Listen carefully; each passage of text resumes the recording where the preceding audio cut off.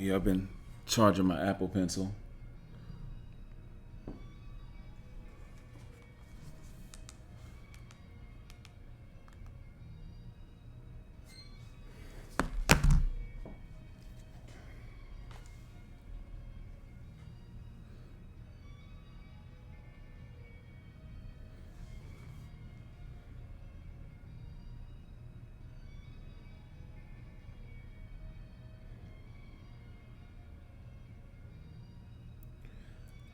Dreams is dope. You know, it's dope. I like it. I mean, it still needs some work.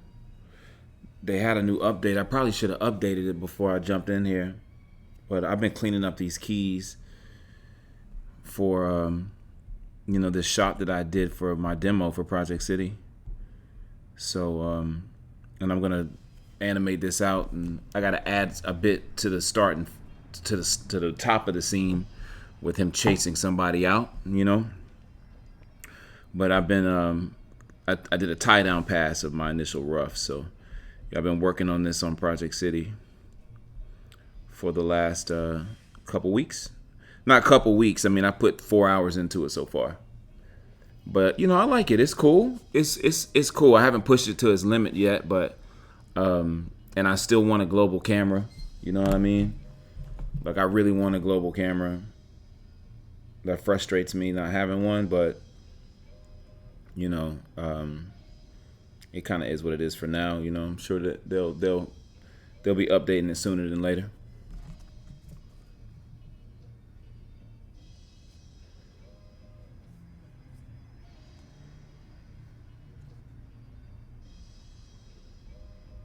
Yeah, so it's cool.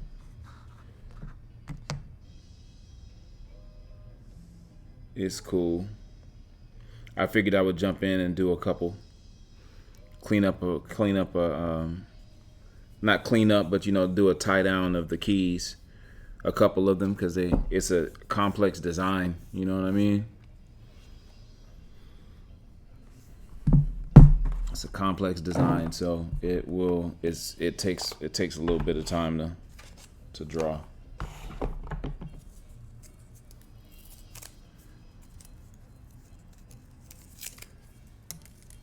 Clean up a couple of these, and also I had gone through and I needed to adjust from my first rough. I started messing around with the hands, and I need to adjust that as well.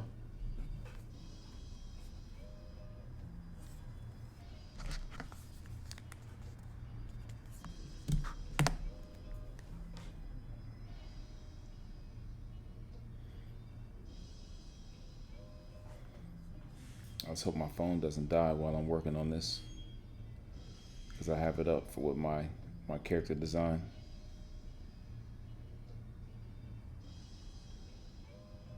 For reference.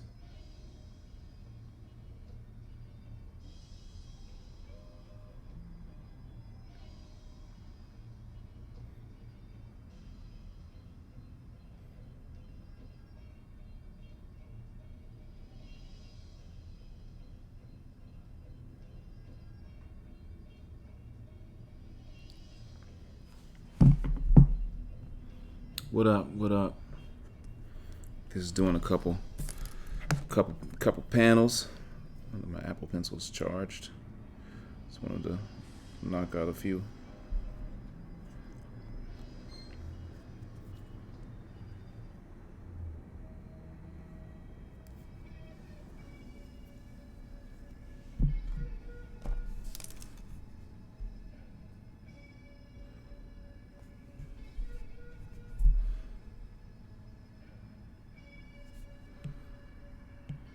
But yeah, it's fun. I like it a lot in terms of just everything it's got to offer. It's got like a lot of potential to be, as they continue to update it, it's going to be crazy.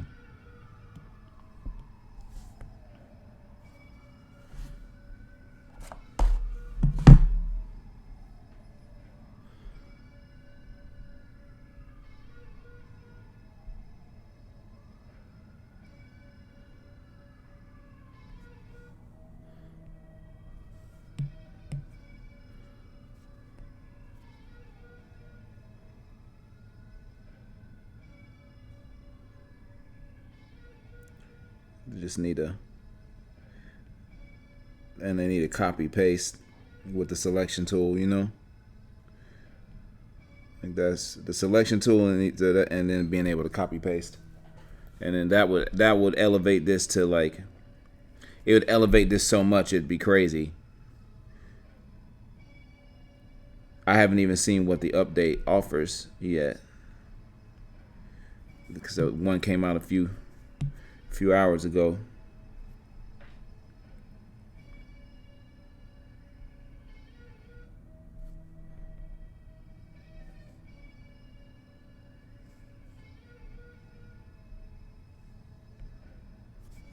See, I'm not feeling that.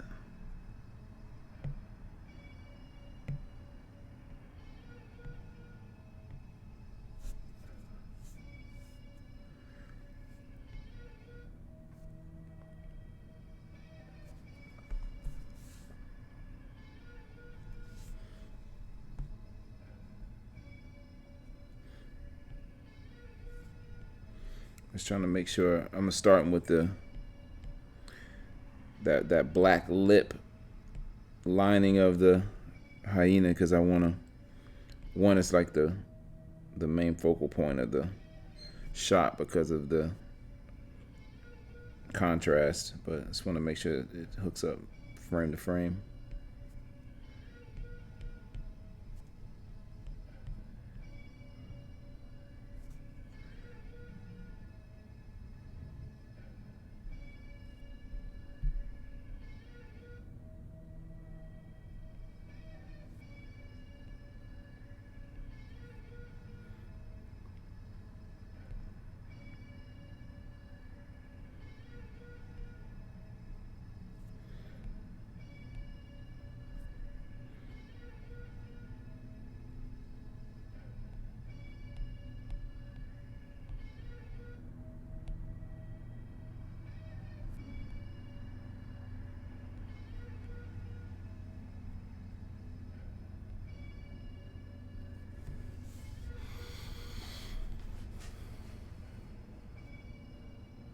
Yeah, I had never planned on animating in Procreate itself, because I thought that it just wasn't conducive to a decent workflow.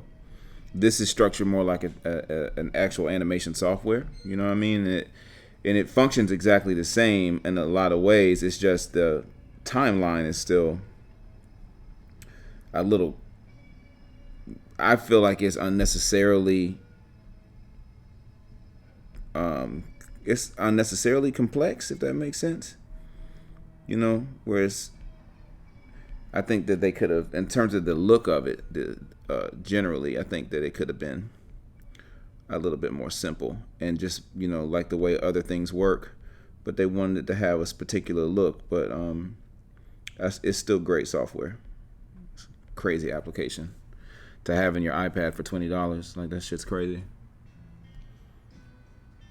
So I'm determined to animate something in it and start using it more often, especially for certain shots. As I build up to trying to build some hype and excitement around Die Laughing. The only thing that I kind of still hesitant with is, like, of course, is the fact that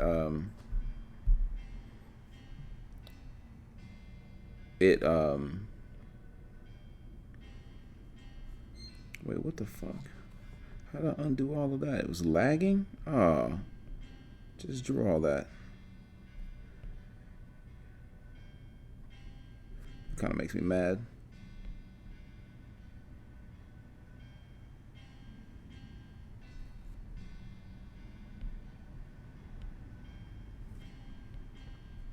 So you're getting used to working with your fingers, as I just did, and accidentally deleted backspace, too much. Getting used to that and not having keyboard shortcuts is always going to be a challenge.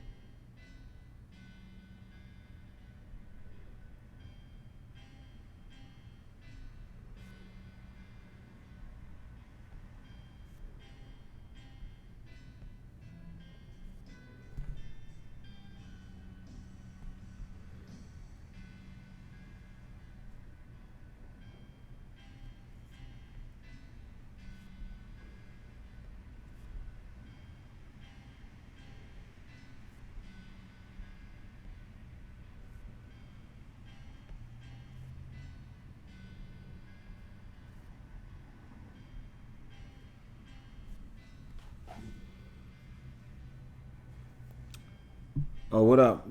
Yo, it was dope, man. Lightbox is ill being able to meet y'all. You know, it was cool. It's my favorite con by far. Anime Expo was dope, but I don't table at that, you know. But it's dope for sure. I'm glad we got a chance to meet in person. I still got to catch up with a few people, but I've been so behind since I got back. Just working on stuff, you know. So, a few people I owe some reviews from Lightbox. Supposed to be trying to catch up with a few people on Discord. And it's like, yo, I swear I'm a man of my word. I just, I be doing a lot, you know. Doing a lot of stuff.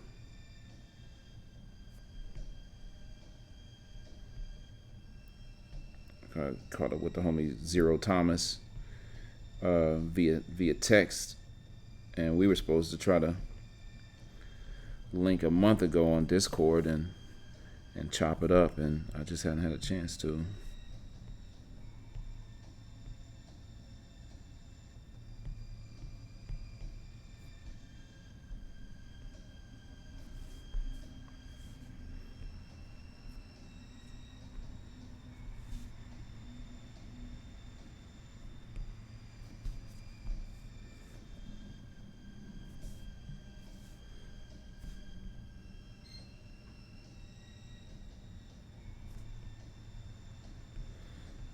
But yeah, I like Dreams though. I think Dreams is dope, and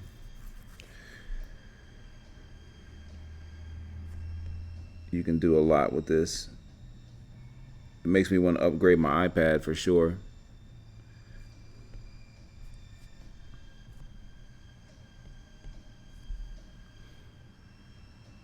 Yeah, life be busy as hell.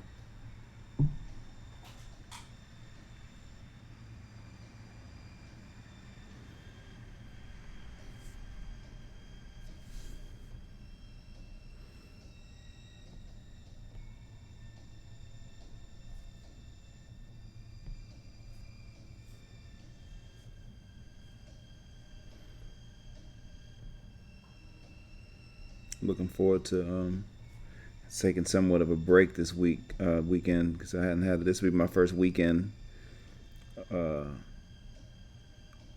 off where I don't have to. Well, I'll be teaching on, well, not teaching, doing reviews, as I guess you want to call it that. Doing reviews, of course, with the Project City folk, and doing that. But I'll be catching up on some rest as much as I can. I always kind of like the holiday break for that reason, where everybody kind of slows down for a sec.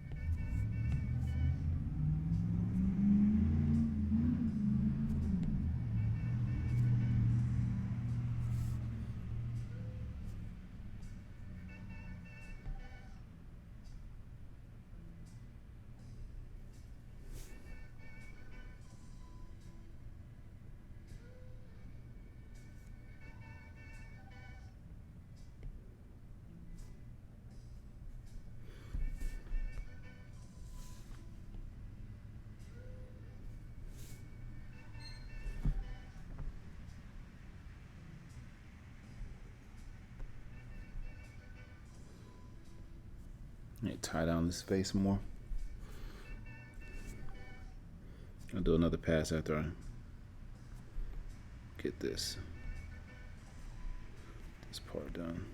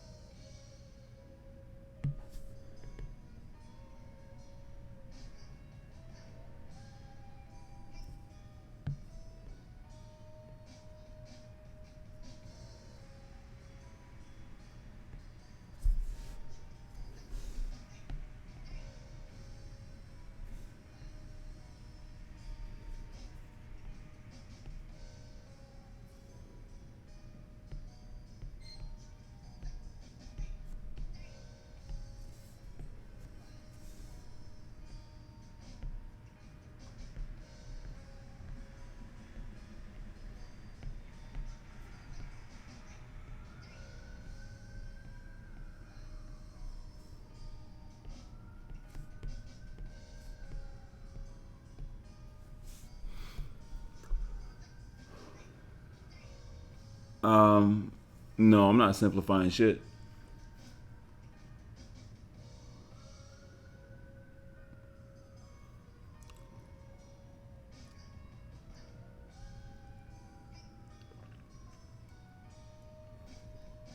I ain't simplifying shit. No, I'm not doing that. I'm gonna track it.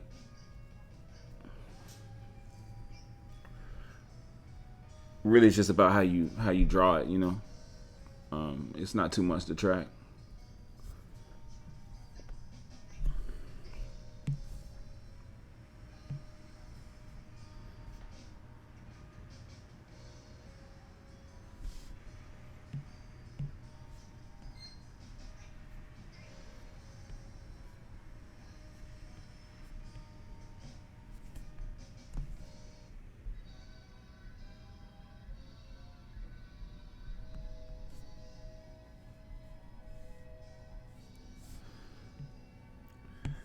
I don't need to draw this far down, but I do it for the sake of my own mind.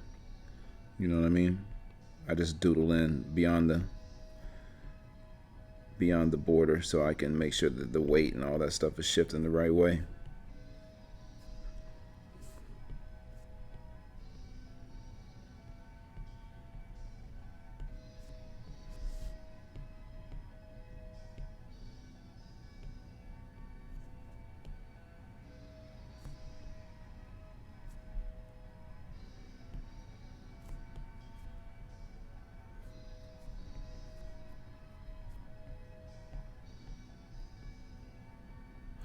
Plus the poncho, I don't want to change the.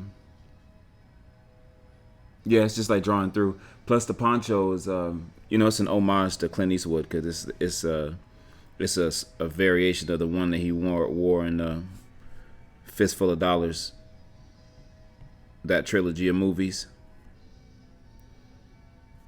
which is just Yojimbo. It's got a very similar pattern to that, and I changed it a little bit. Just a little bit. Even the vest and stuff. Very similar.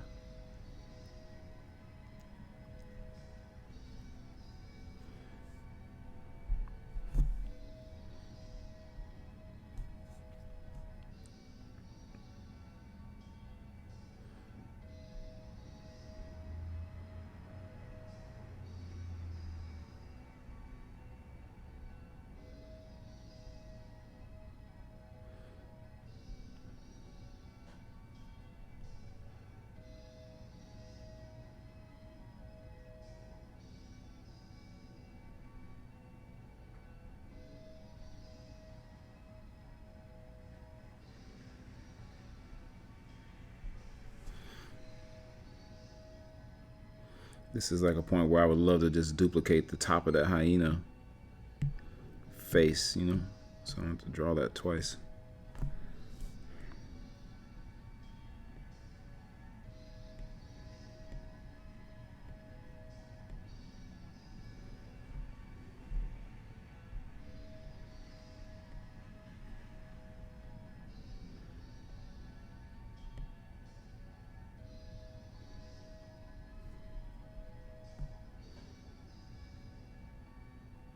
Which would be easy if I had a lasso tool, because I could just, you know, of course, trace the onion skin.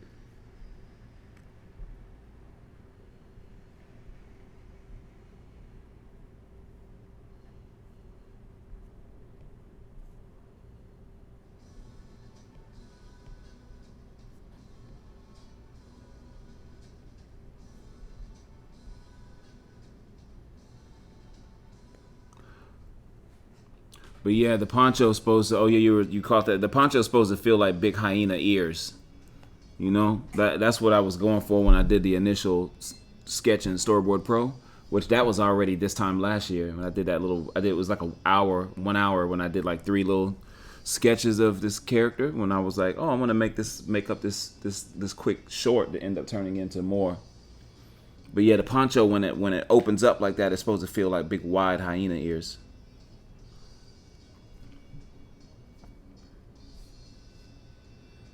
Complement the whole vibe. You know, hyena ears are black, the tips of them. So that's why I try to shade the cape black underneath a lot of times, so it feels like that.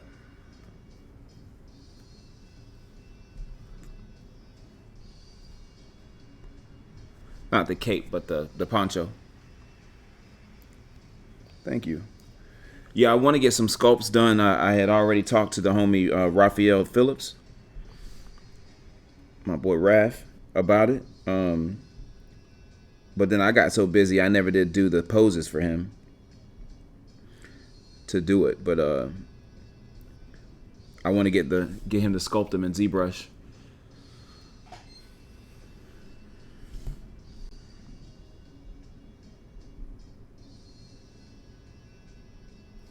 Then I'll get it 3D printed.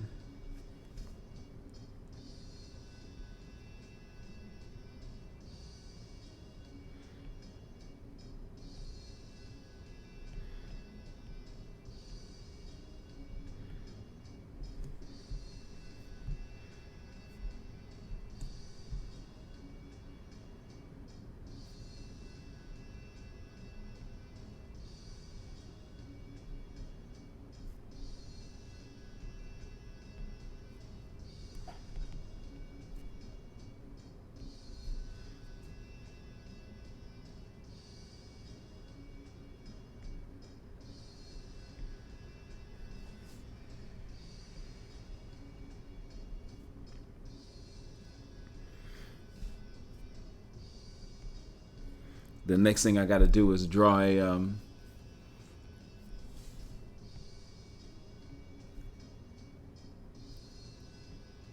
possibly a human form of this of this guy.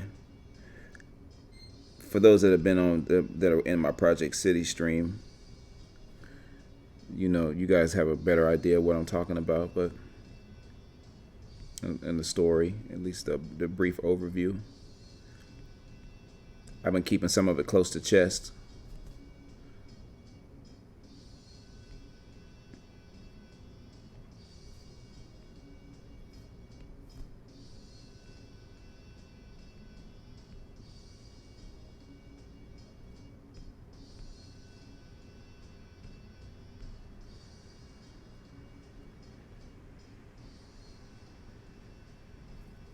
But the main thing is I wanted to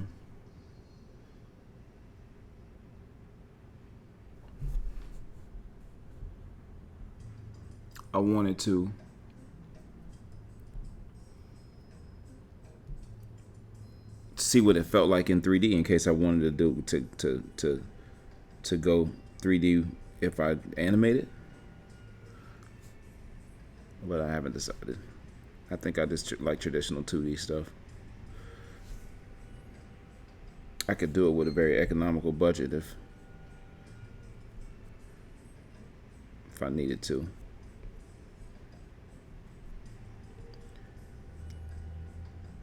Yeah, I'm doing tie downs right now.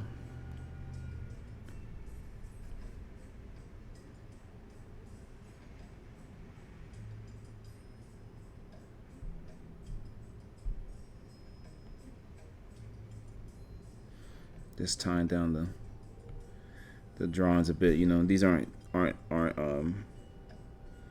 clean keys, but I just wanted to go ahead and work out some of the kinks in this stage, and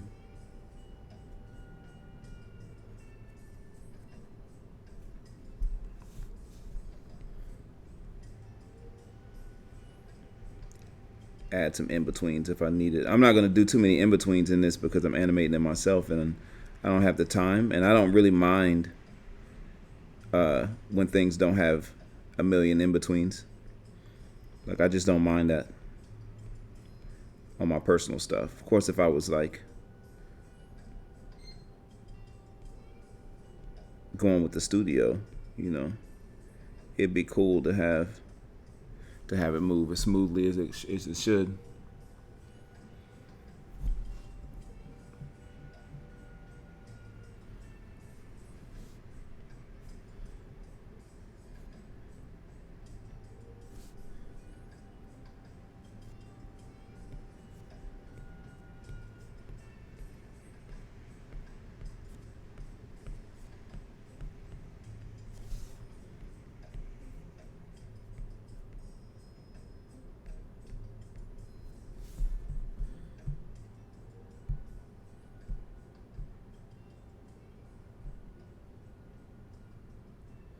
It's weird how it lags like that, You gotta like hit undo and then wait.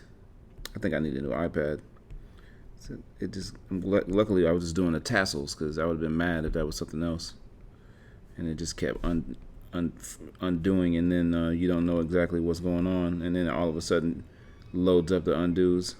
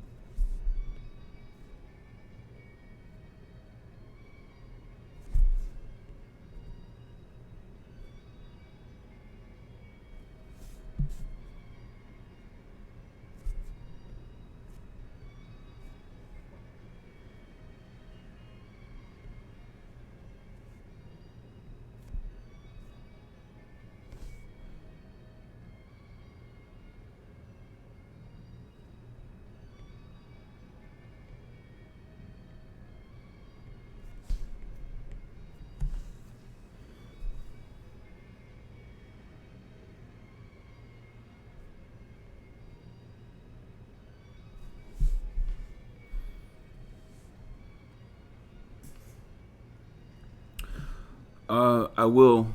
What's up, Ernesto? BM Motive. What up, bro? Yeah, Garvine, I'll be there. I'm gonna be there for sure. I'm gonna do it all next year too. I'm committed. Project City. Those guys are like family. You know what I mean? I'm in it for the long haul, and I believe in. I really believe in what we're building. You know what I mean? Like I really believe in that. Like I believe in everybody's ability to make these dope ass stories. Everybody's impressing me every time I see a new upload. You know what I mean? So I'm invested in everybody else too. I don't say that shit just to gas people up. You know, I talk about it. Gravin, you're in my streams every time. So, you know, I talk about it all the time. But I mean that shit for real. You know what I mean? Like I mean that shit. And so I just it's just cool to be able to participate with everybody else. You know, you guys get to see my stuff too and get me hype. So about my own stuff. So it's great.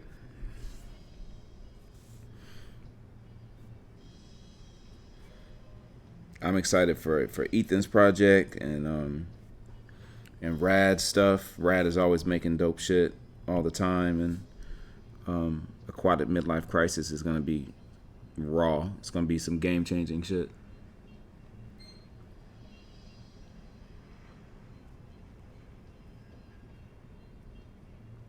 Oh, the new Cyberpunk upload is crazy. I mean, update is crazy. The patch, man, it looks so good. That game is so dope, yo. It just came out like 2 years too early.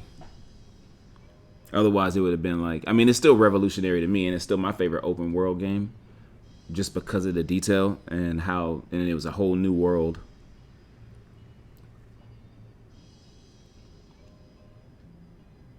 If you're talking about the game, unless you're talking about Edge Runners.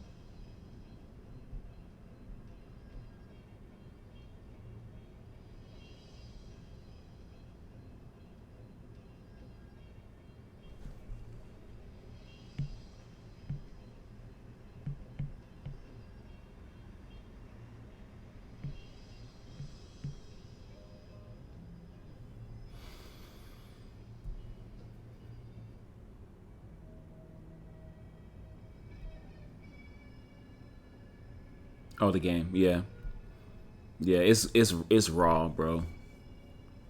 It just looks amazing. It just looks great.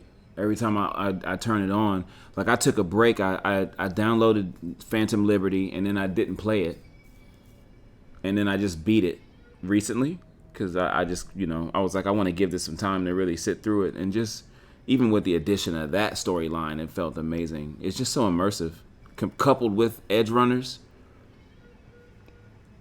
The world is just, yeah, it just feels so tangible. You know what I mean?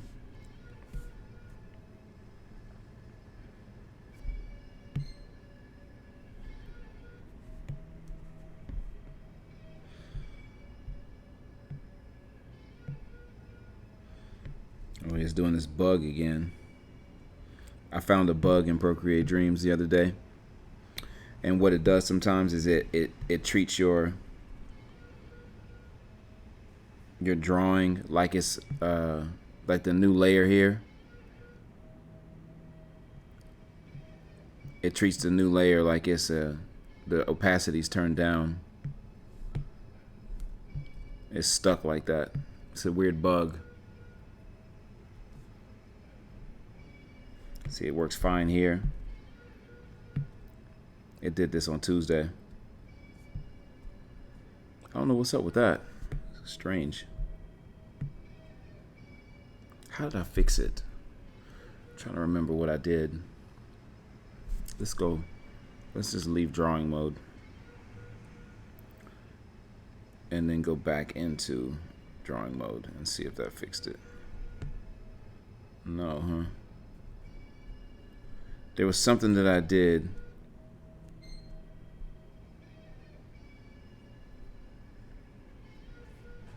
It wasn't the onion skin. Let's hide that. So we don't need that for now anyway.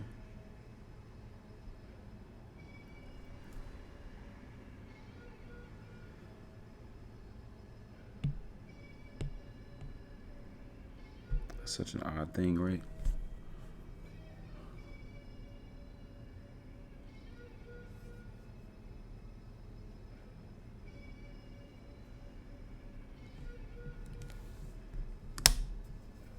Weird.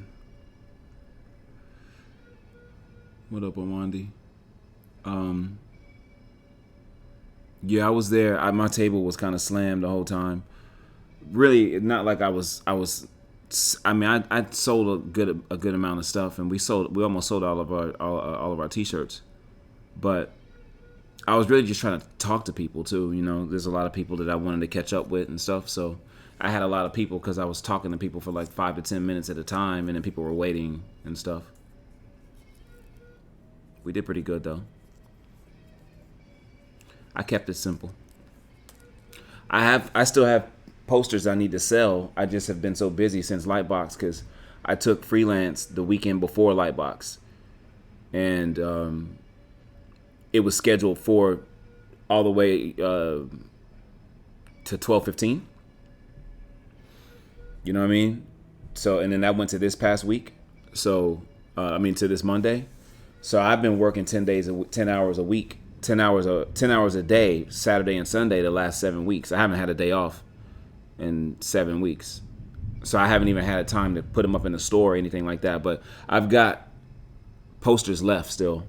I had the number of them. I've only got like 2 storms left, but I got Jubilees left. I need to sell them. I'm gonna put them up for $60 a piece. But they're really nice though. They're really nice posters. I paid good money to get them printed because I like to do quality stuff. They got like a slight cool like texture to them, which is like really dope. Yeah, that's what I was talking about, having like taking some time this weekend to just breathe for a second.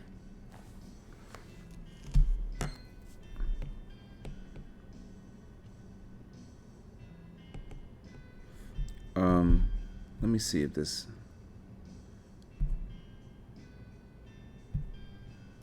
why this won't work. So let's go to the next panel and see if it works here. See, it's doing the same thing. Oh no, that's the same layer. New layer. It's doing the same thing here as well. It's a weird bug. It's kind of frustrating. The other day it did this for like a few minutes.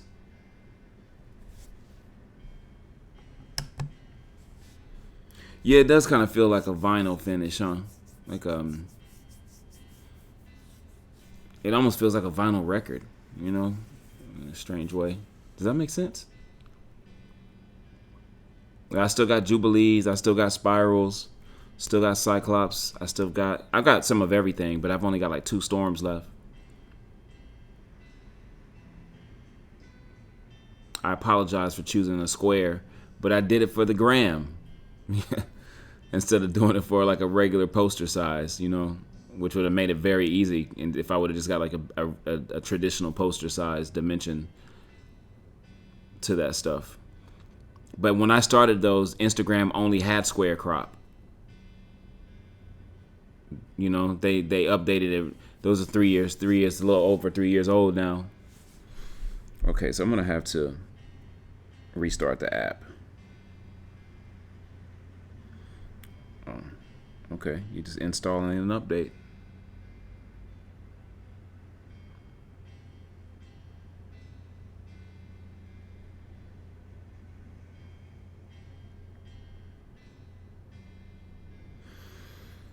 Let's see if it works. It just updated itself.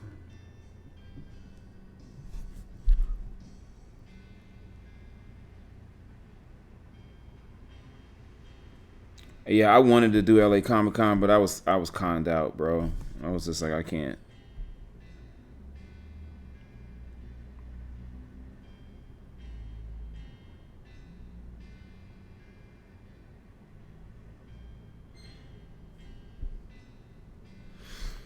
Okay, Procreate. Now I need you to work. You just updated. Hopefully it's a bug fix.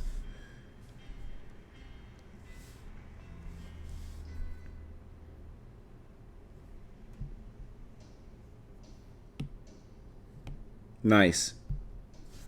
There we go. Is AX? Do they have that applied? Is that already open? So I need to do that too. I might get a table of AX. What up, JC?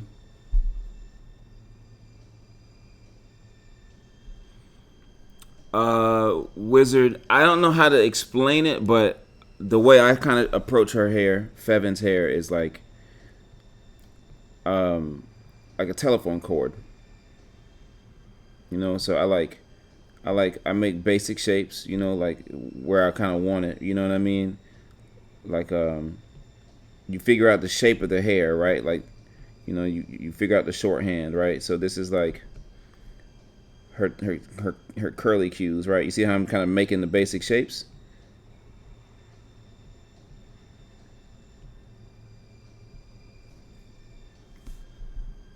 Right?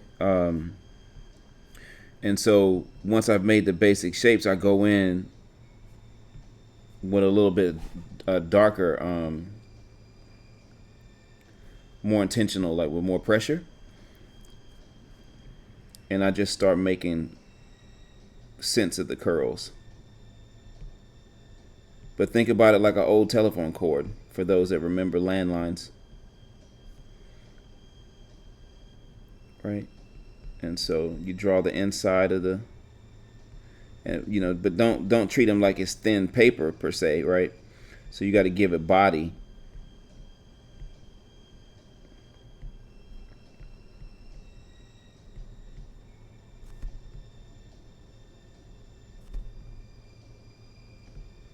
It's like a curly cue. But you start off finding the shape of the hair first, and you just make sense of it, you know? And I do that by, like, you know, putting the shadow inside the coil.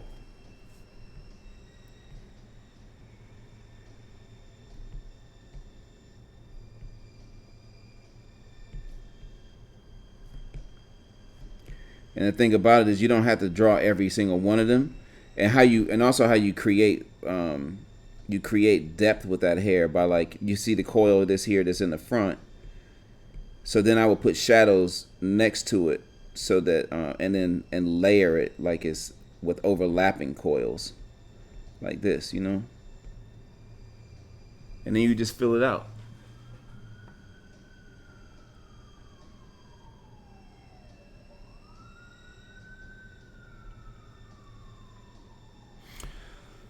Would I prefer it over Storyboard Pro? Probably not, because I mean, maybe. Maybe.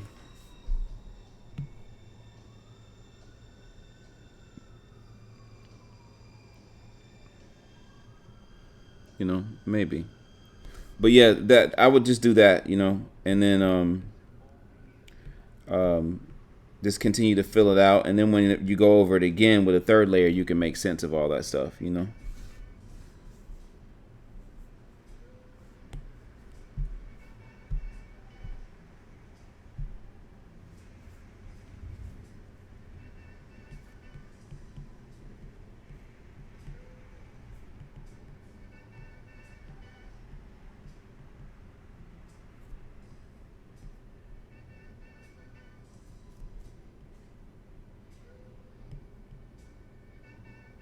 And once you get that, I use the same kind of technique for the ruffles.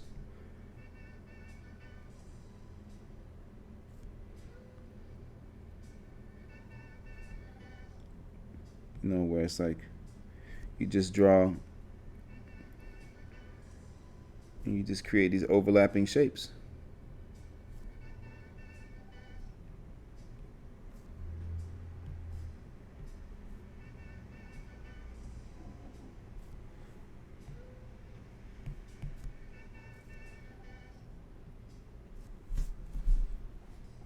You feel me?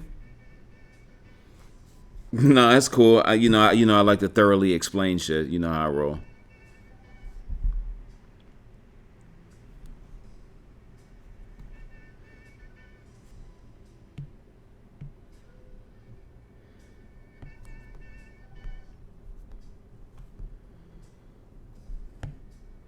It froze on me. It does that time to time. This is how I know I need to update my iPad. She looks badass with her scorpion coat on. You know, the coat is based off of the El Mariachi's coat from Desperado with the scorpion on the back.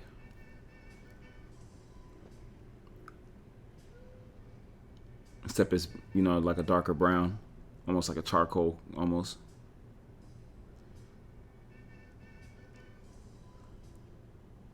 Yeah, sometimes it just freezes. Like right now it's frozen. Like, you remember when the brush was tripping?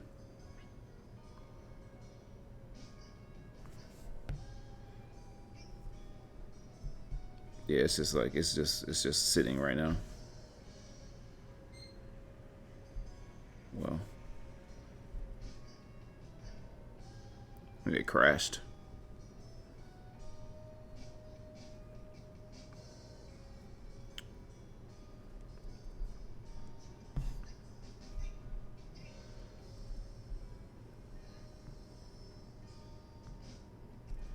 I still think this timeline is clunky.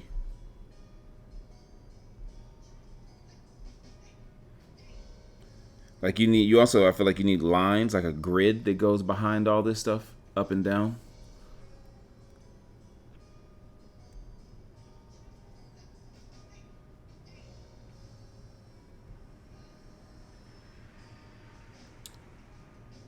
See, I don't have an M1 iPad at all. I have no Apple Silicon.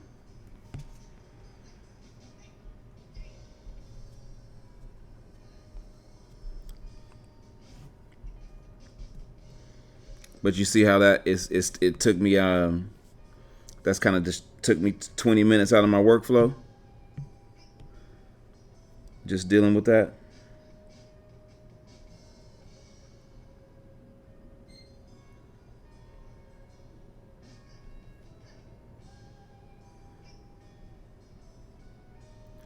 It's kind of cool that you're able to keep one. I keep my left index finger on the flip book, and so it is like paper flipping in that sense. You don't have to lift your hand up, and it doesn't detect it or anything. So that is dope. The being able to do that, because I needed that, like like how I use the keys, the bracket keys.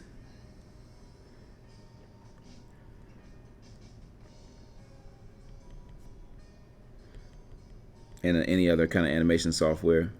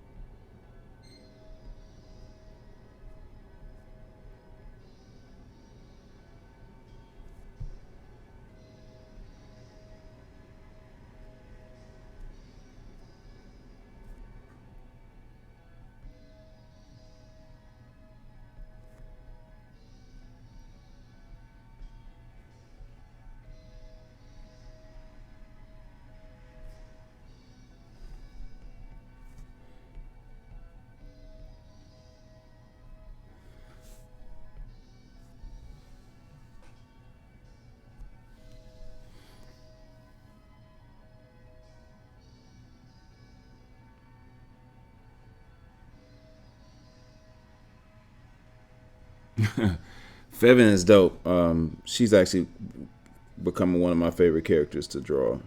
So there's a lot of other characters in the story as well that are cool. I've got this the whole group called the Coyotes of Carcosa. And they're very the Devils of Kimon inspired. You know what I mean? And they all kind of have their own unique designs and stuff like that. So they're gonna be dope as hell.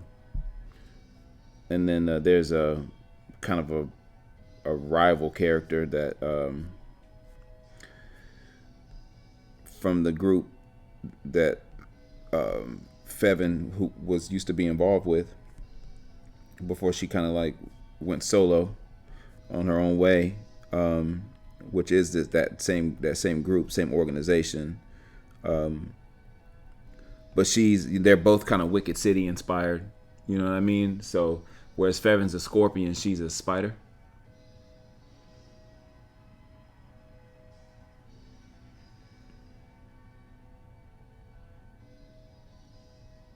Her name's Adelaide.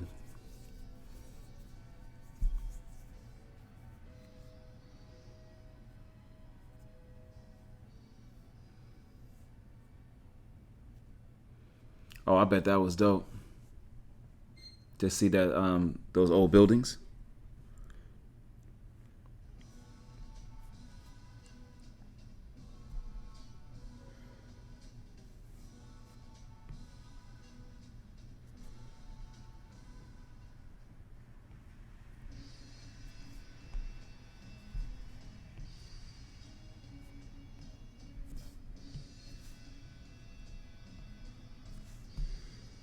I'm glad that I did this in 4K so that I feel like I can actually control the brushes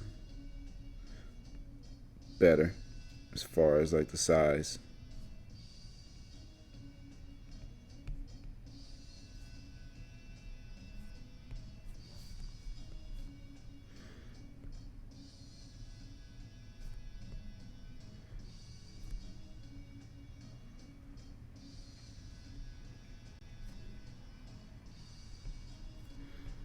Don't be surprised if I kickstart this thing.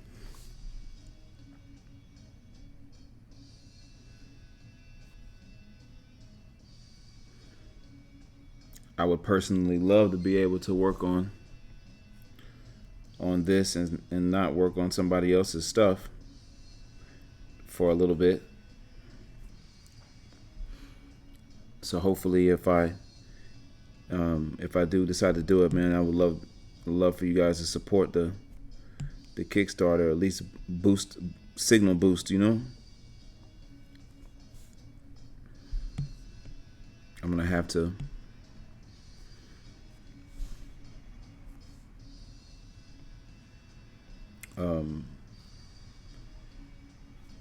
figure out what the budget and everything that I need.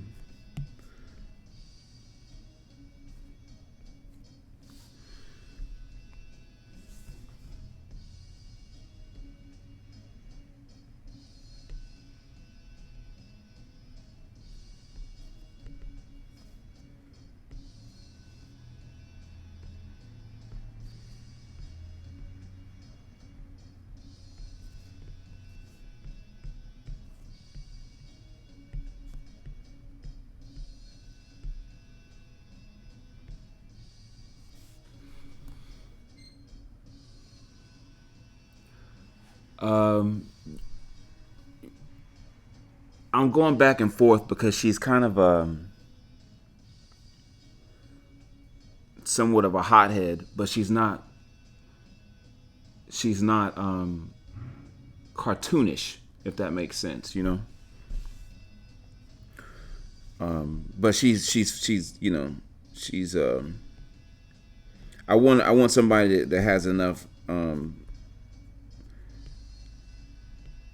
seriousness to play her, But if I had to voice them right now, if I could choose, I would probably get Rosario Dawson, and then I would get Mahershala Ali to do Asfaha.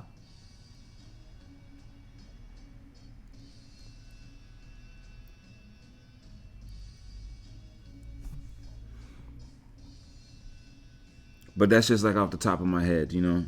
I haven't really cast them per se.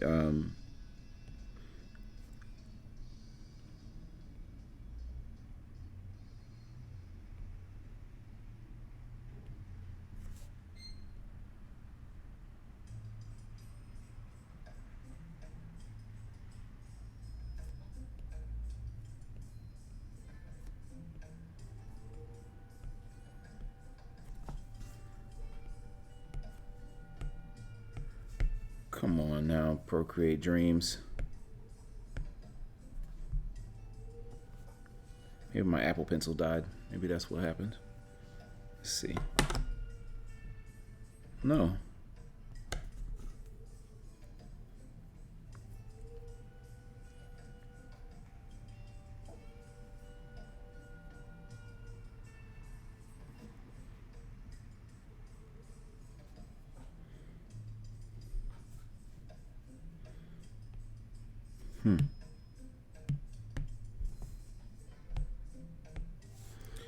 It's so buggy. I think it's this update.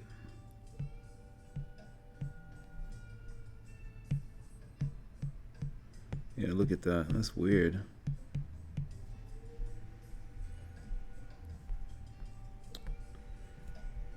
Come on now.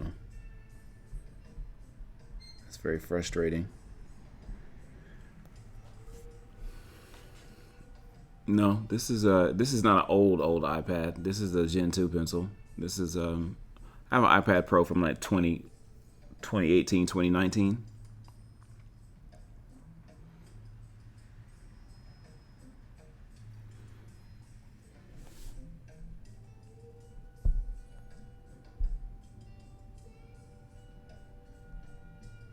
Okay, see, it won't even. You guys can't see, but it won't even let me adjust the layers.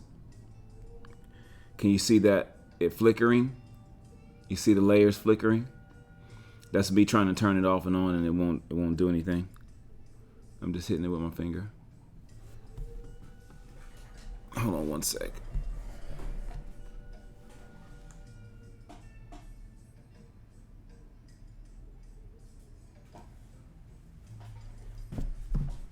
It never did. I think it may be the update.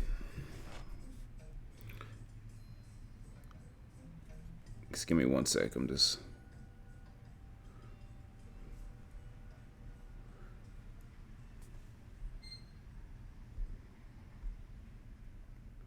Let me just close a bunch of stuff.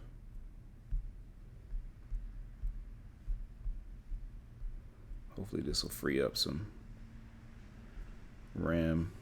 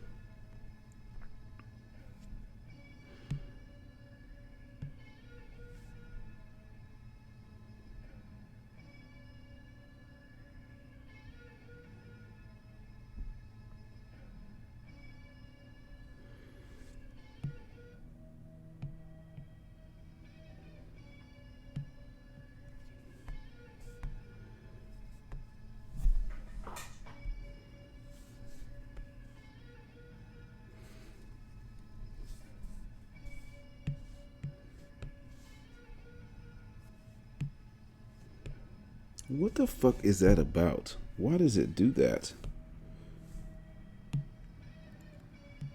It's so frustrating.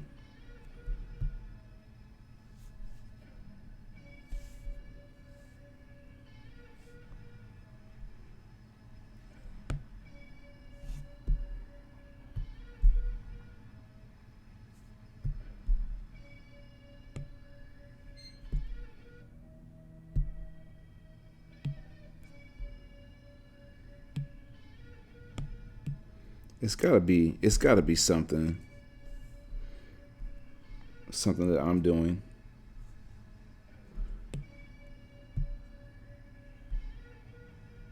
It has to be. I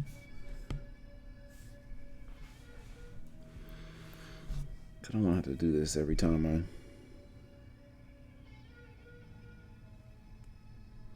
want to move to a new fucking frame. This is crazy.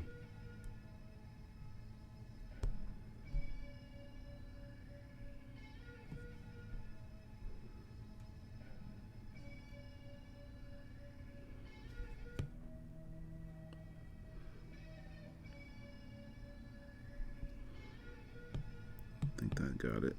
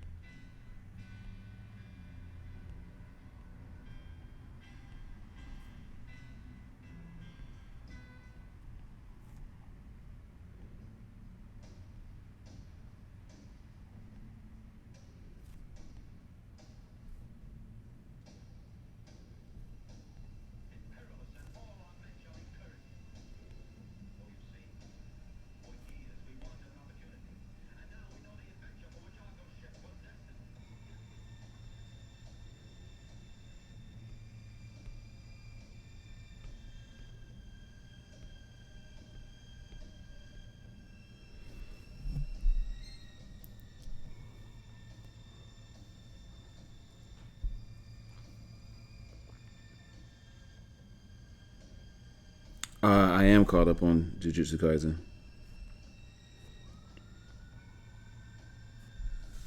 At least I saw the episode that ended with the wolves and the rabbit. I'm saying that for people that maybe not have seen it, so I'm trying not to say spoilers, but I saw that.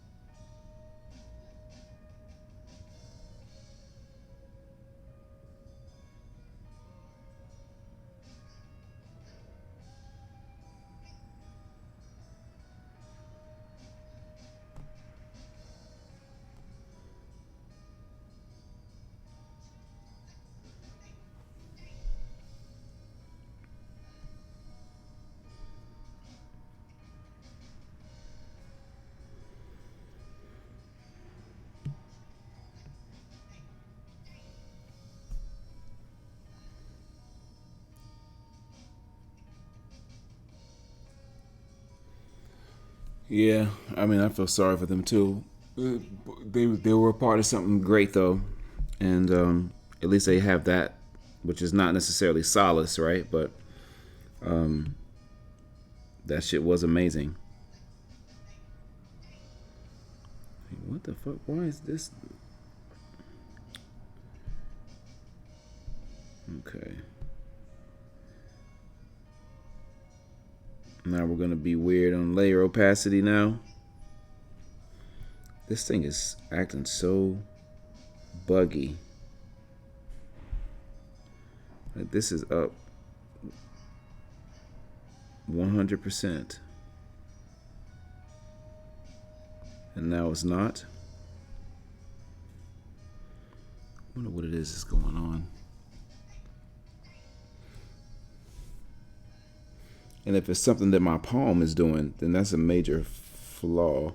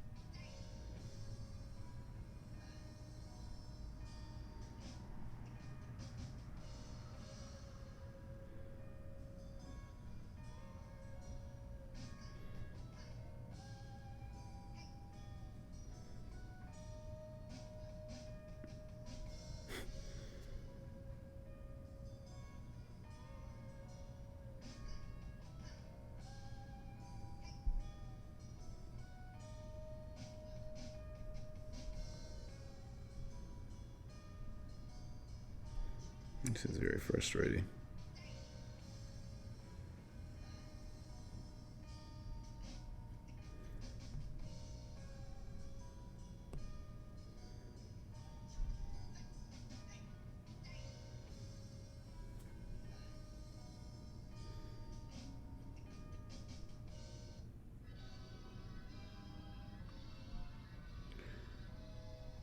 I just don't understand this. Like, what is that? What is the issue?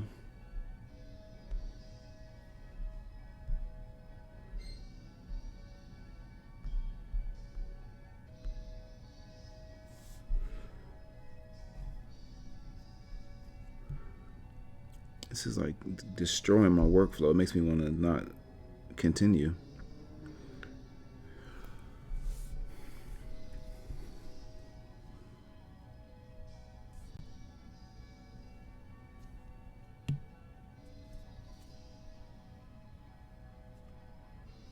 This should not be this low.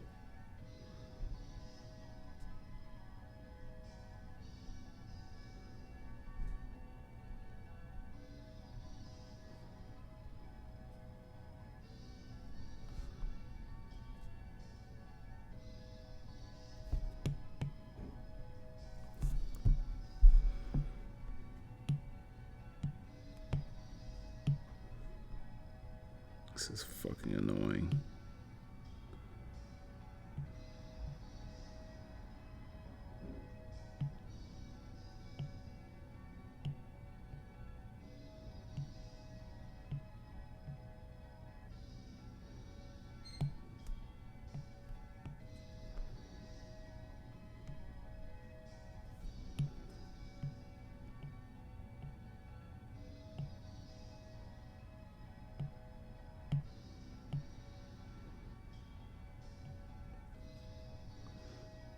I mean, you can't reorder layers. That's also stupid.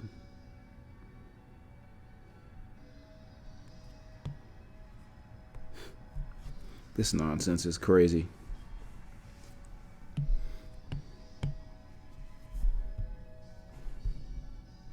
I don't want to skip this key because I want it to match.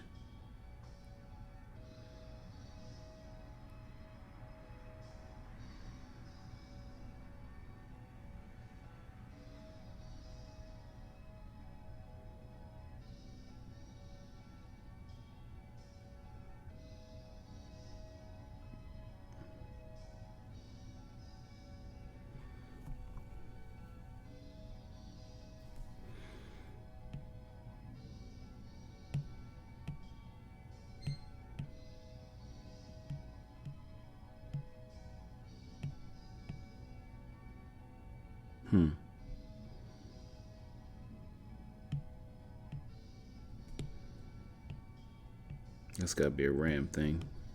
Is it back now? Yeah.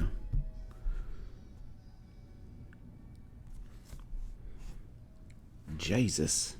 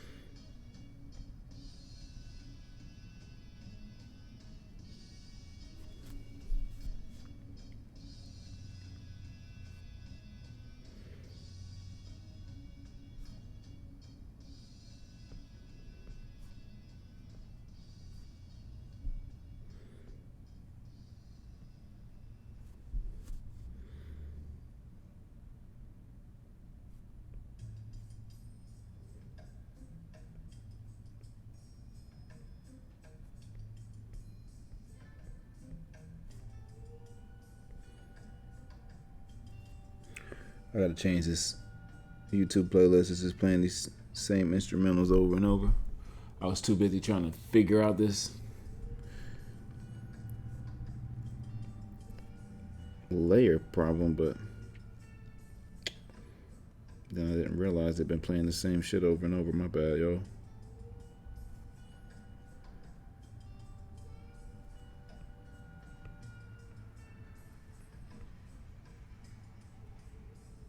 I don't even know how loud that is in the mic. I'm at my other desk.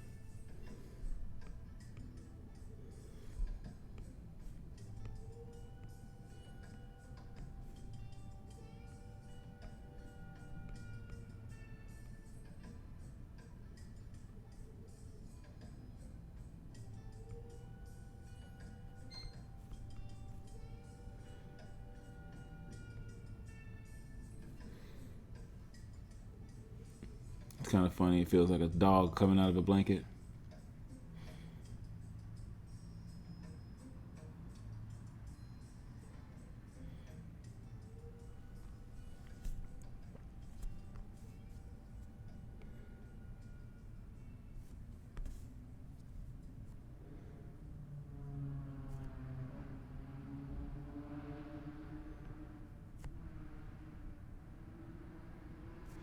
As far as Project City goes, no. So the way it works is each month there's a rotating group of teachers. Typically, me and Ethan and Rad are constants, and then there's two other ones. I go every month, so I know that I'm there, and I think Ethan does as well. So one day a week you'll meet with me. 2 days. I do 2 days a week actually, because I stream my project on Tuesdays, where I do essentially this, answer questions and stuff like that, and with the goal of like transparency for workflow and all that kind of stuff, right? To eliminate any kind of questions or whatever what somebody may have about how something turns into something. And then on Saturdays now, which used to be Thursdays, Saturdays I meet with the group 2 hours and I review people's work. So each teacher that month may do something different on their day, but I like to keep mine pretty consistent. That way I can kind of help guide everybody through their stuff, So we've got some students that have been working on something all year, and then we just kind of see it every step of the way. And the cool thing about that as well is like they'll get feedback from me. They'll also get feedback from Ethan. They'll get feedback from Rad as well. Kelly, who was a guest teacher 2 months ago as well. She may still be doing stuff, but she was doing reviews and also giving Storyboard Pro tips and things as well, which is really useful to people that are just starting out. So the dope thing about it is all those recordings from that we've done. When you do sign up, you have access to all of that. So you can go back and watch all that stuff. I've got hours and hours of shit up there because I just stream 2 hours a day, 2 hours every Tuesday, and then do reviews. So, but it's pretty. The way I handle it is pretty informal in that sense, where we're all just kind of in there together, and I review everybody's work in front of other people.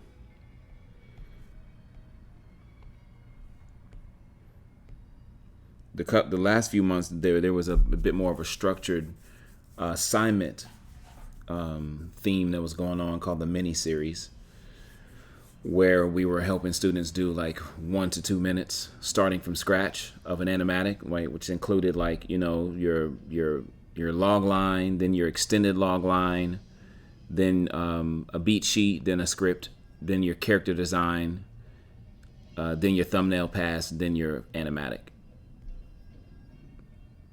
as well, and walking people through each stage of that. This month, because of the release of Procreate Dreams, I'm doing this piece of animation using the software, which I think is cool because I wanted to learn it and see how I felt about it, and what better way to do that than to do it with the Project City members. But I figured that I would hop on Twitch tonight, and because it's getting ready to be the holiday, and get on here and touch base with you guys for a little bit and clean up some stuff with you, so that on Tuesday I don't have as much to do with the stream, because as you can see, this is a pretty complex character design, at least in this transformed mid transformed state. And I just wanted to be able to possibly, depending on how everything shakes, start to do a cleanup pass. this will take me probably well into January, but I'm gonna do it on my off time as well, so I can get back to my animatic. So I don't want to take too long away from that and then not get that done. But I also want to finish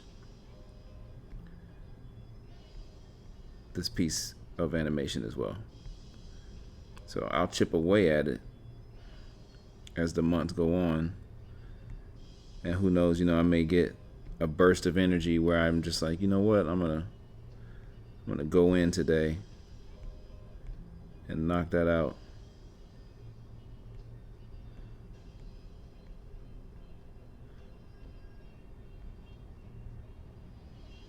It's nice. I like to touch base with everybody on Twitch for a little bit, and maybe it'll interest some new subscribers to sign up for some of the more extended versions of this stuff.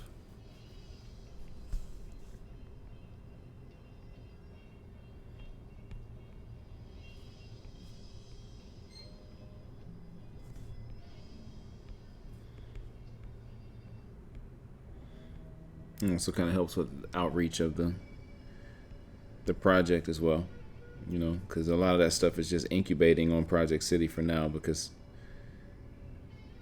I work a full-time job, so I don't get a chance to sit down and just focus on this project solely. And I like people to know that it's still coming along.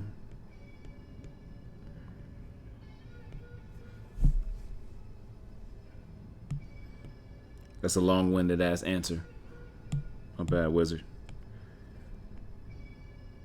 I be rambling sometimes.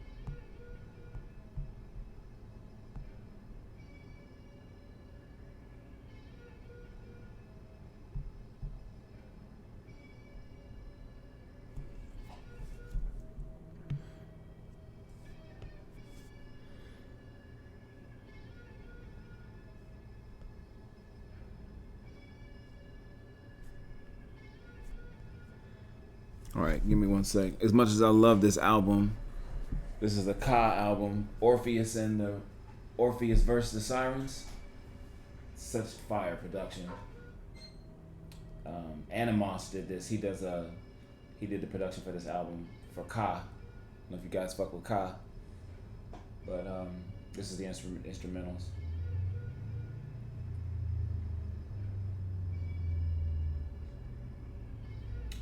But he does a bunch of production for a lot of people. Rock Marciano,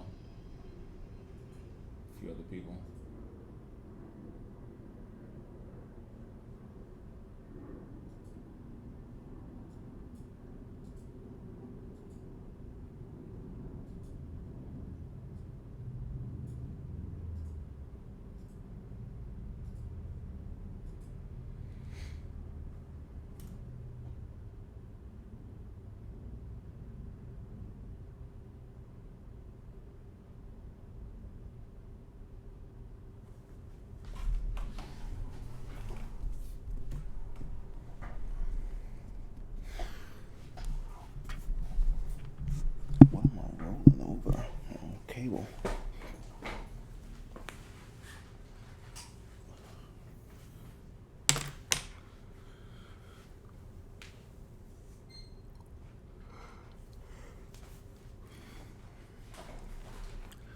draw this hyena face real quick and then take a quick break because my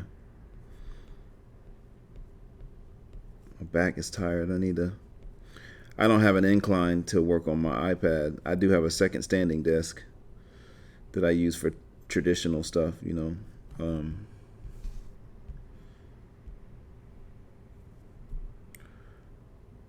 But not one that's that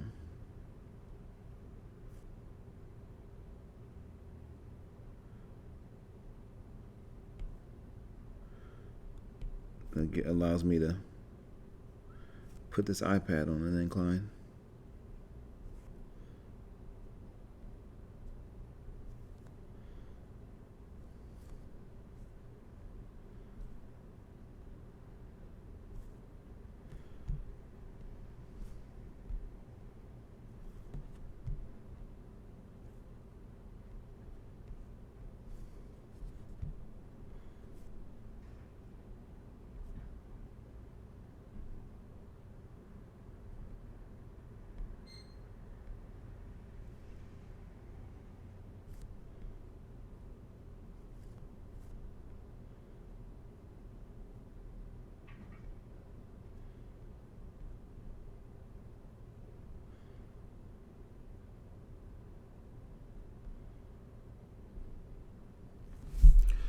This upcoming year, I vow to make sure I download each one of these streams that we do whenever I do stream on Twitch.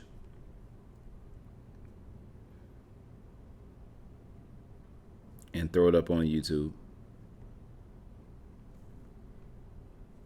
So they're not gone forever.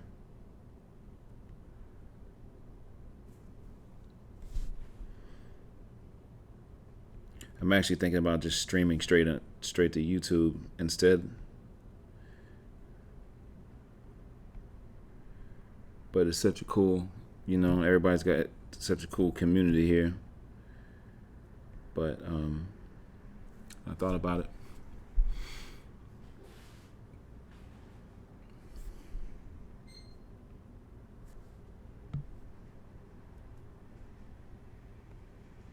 Twitch is listening, probably like, oh, really? Flag. That music you were listening to, flag.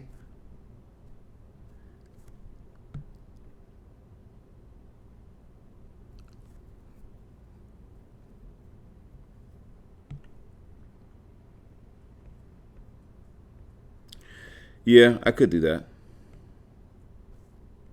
I guess I didn't think about that. That's very true.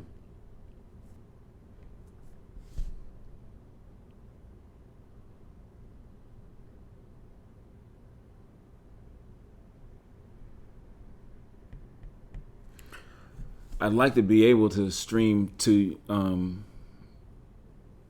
Instagram as well. That would be ideal, to be able to stream on Twitch and Instagram. So I know YouTube's got like the shorts thing, you know, so you can just go live on YouTube now, like Instagram, but I don't know if you can do that with.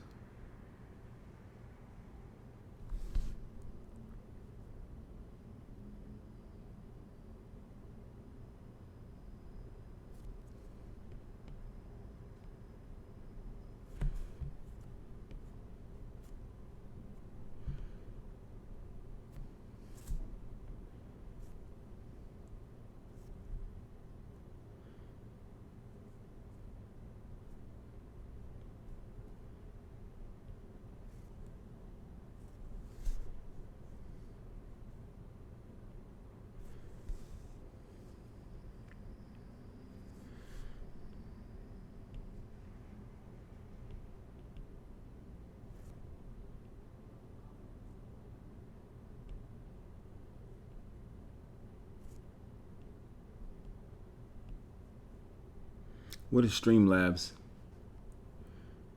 Forgive me for my ignorance. Is it like an OBS type of thing? A different thing like that?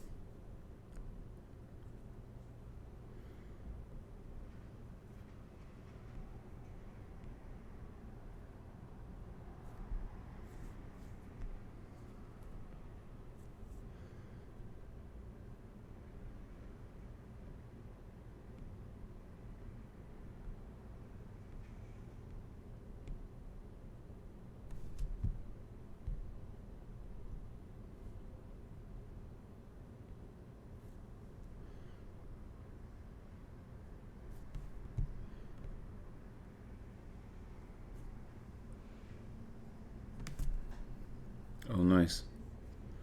I'm gonna look into that for sure. Next time I do this, I'm gonna use Instagram.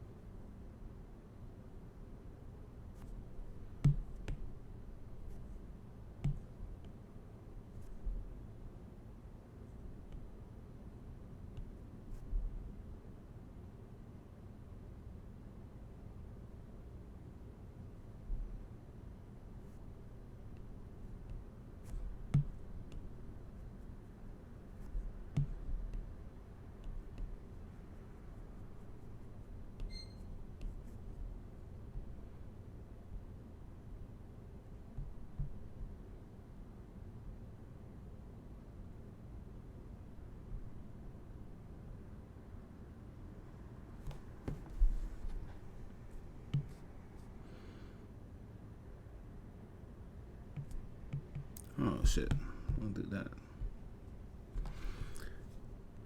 Yo, I just want a motherfucking option to move this shit over.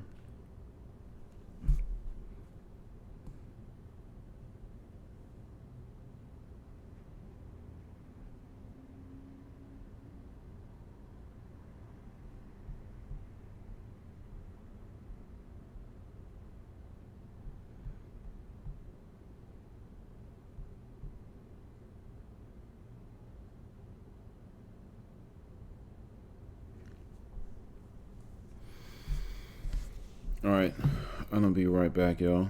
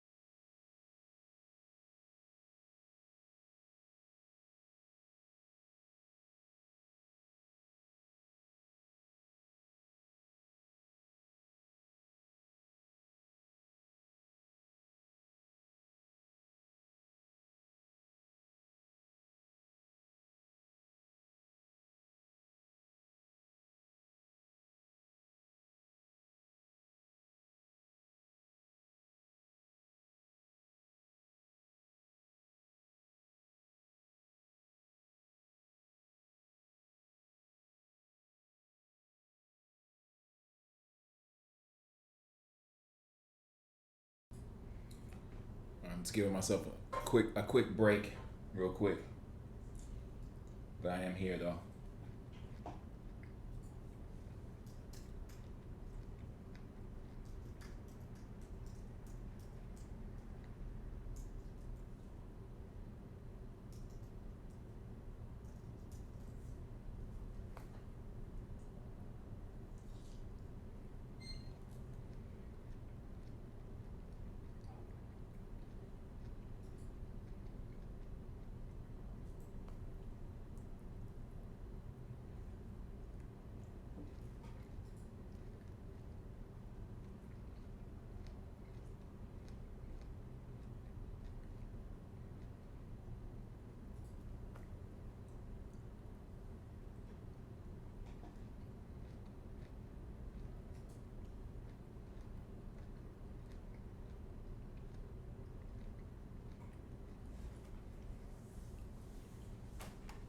think I'm gonna do the last frame again. Go right over top of it real quick.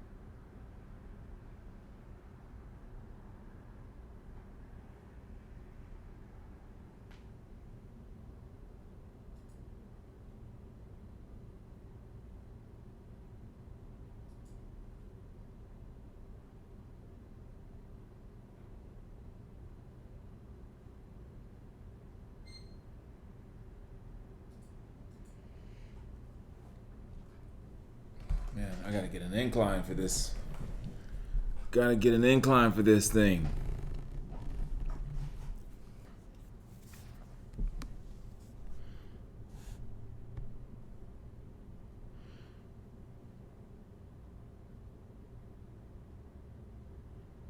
I mean, we'll see how this plays first. It may not need another one.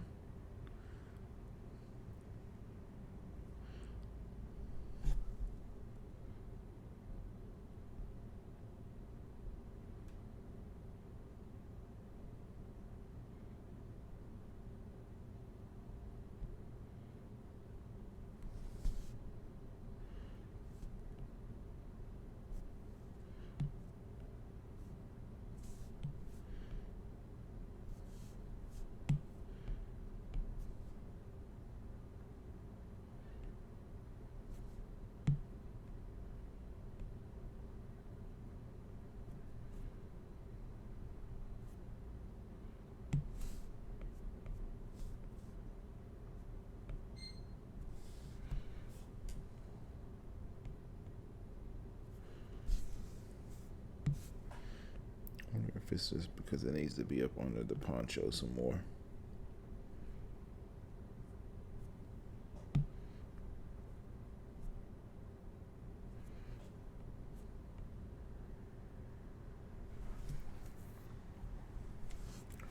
It kind of creates a tangent though.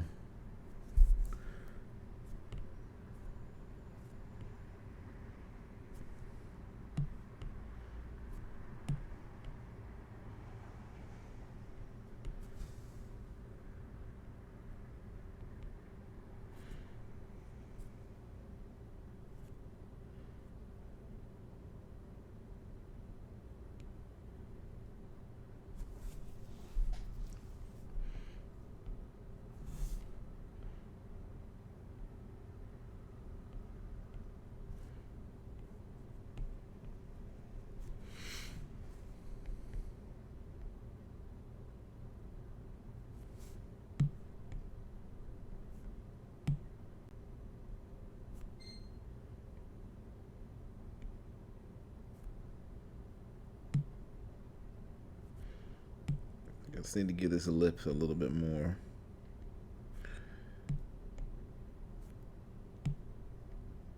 volume, like it's kind of rippling up off of the gum.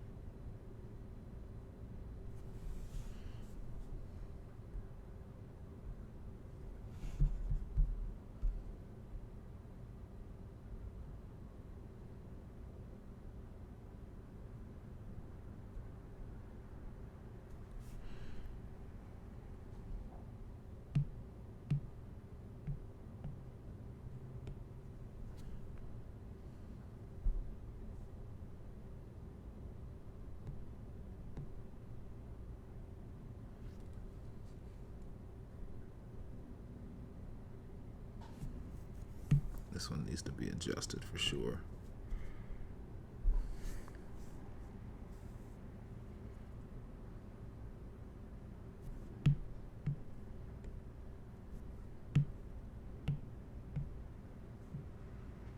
Here we go with that bullshit again. So you delete the layer that you created, and then that fixes it, I guess. But it wasn't. It was doing something weird last time. We did that too, and it still didn't work.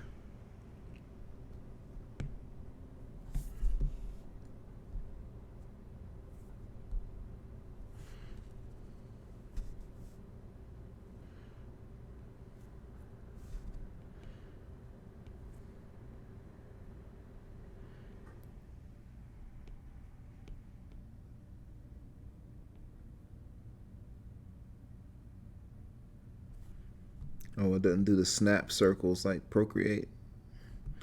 I was seeing if it did that. How many, like, little Procreate tricks that it incorporates, but it does not do that.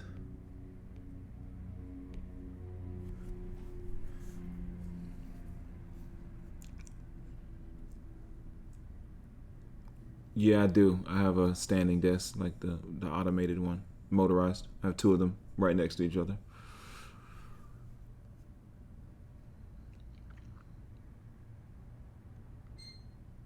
The initial idea for this, hello, by the way. The initial idea for this, I thought up in like an hour. Like, it's interesting how it happened. Like, I've elaborated, or expounded on it and expanded on it for the last year. But the initial concept, Rad was like, "You want to do?" We were doing a story sprint that was, what were we doing at the time? It was like a story sprint where you just storyboard out a short, like a nice short, right?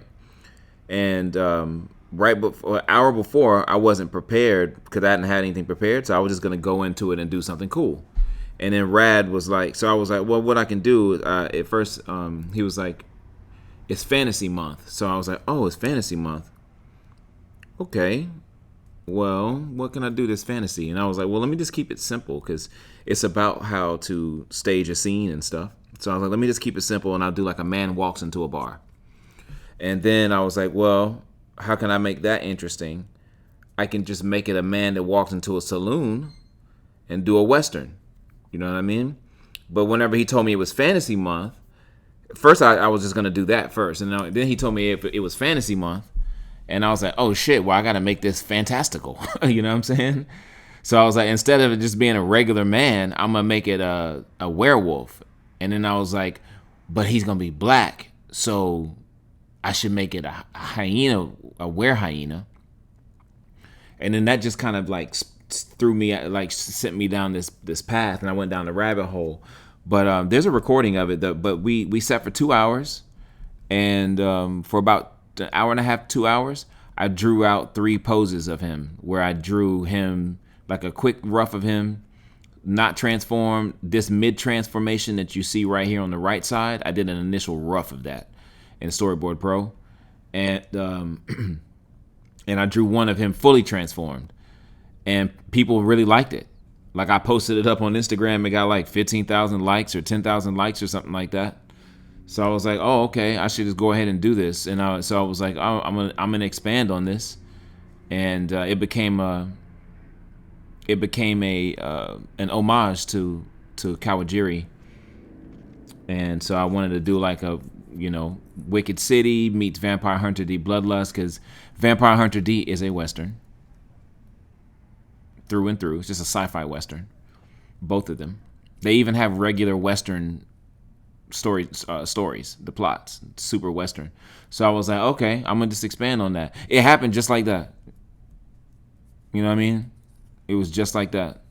And I was just making it a love letter to the stuff that I love. And then once I started doing research, I kind of fell in love with the world that I was building.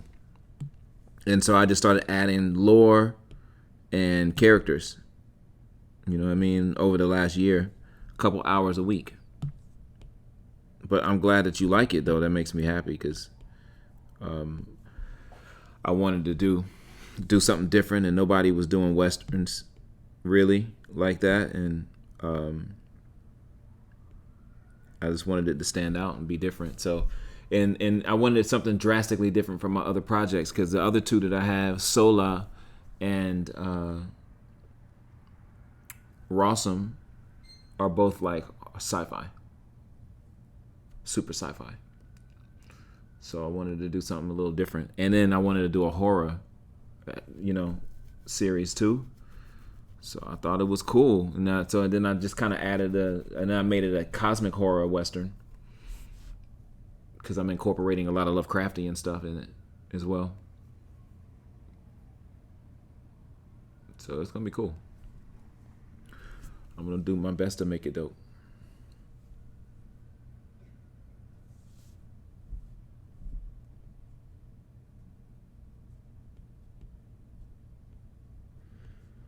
I'm glad that it happened the way it happened, in the sense of like how I decided to do it.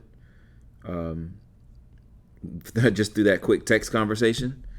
I was like, well, I'm gonna just do a man walks into a bar, and then I told you this kind of the thought process behind all of it and how it came up, but because I wasn't trying to do something, I wasn't trying to create. I didn't have the pressure of trying to create something that was just so insane. It allowed me to do something that was fun, and in doing that, it gave me the freedom to like, oh, what is it that I really that I want to do? Like what would I like to do that would be fun? You know what I mean? And I came up with this, whereas I don't know if I would have come up with this if it happened any other way.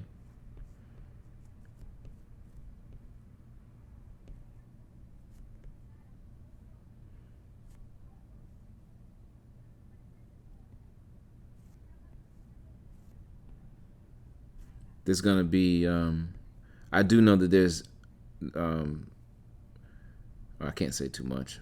I know something, and I just don't want it to. I know mine's gonna be different, but I know something that's happening. But I'm not even concerned about that. I just want to make it whatever I make. I just want it to be dope, and it'll be inherently mine by the nature of my influences and stuff.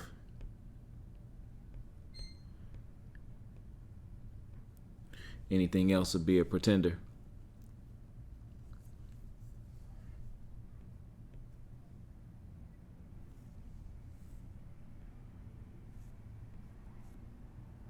At least that's how I see it.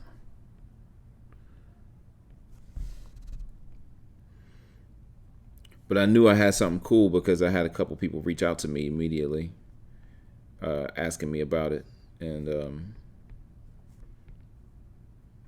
like, and what I wanted to do with it, and that, like, just saying, that aesthetic is cool, etc.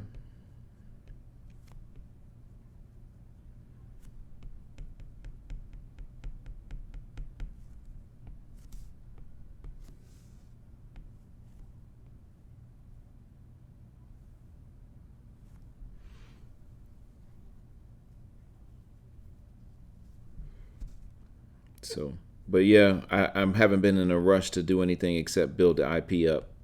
That's really what I'm focused on at the moment. I don't pitch to studios. I haven't done that. I've been a part of pitches, but some of my personal work I haven't pitched because I just want to keep them for now, and I want to develop them in the way that I want to. I don't want to have to sell everything to someone, even though it's nice to get certain things into production. But once you sell it, and then there's nothing, and then let's say it gets shelved, and it just gets stuck in development. Now you just stuck with a dope ass idea that nobody will see. the right to revert back to you if they decide not to re-up on the option again. But that takes 2 years.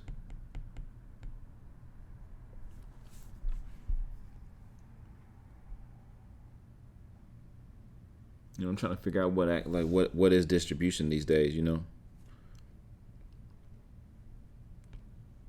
What is it exactly? You know what I'm saying? Especially when you look at the market of YouTube.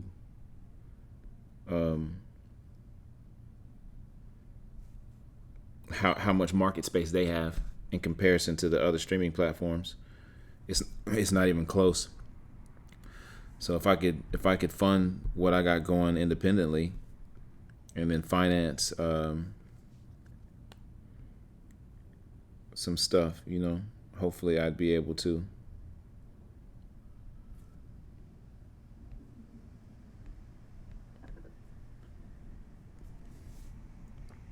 Maintain control.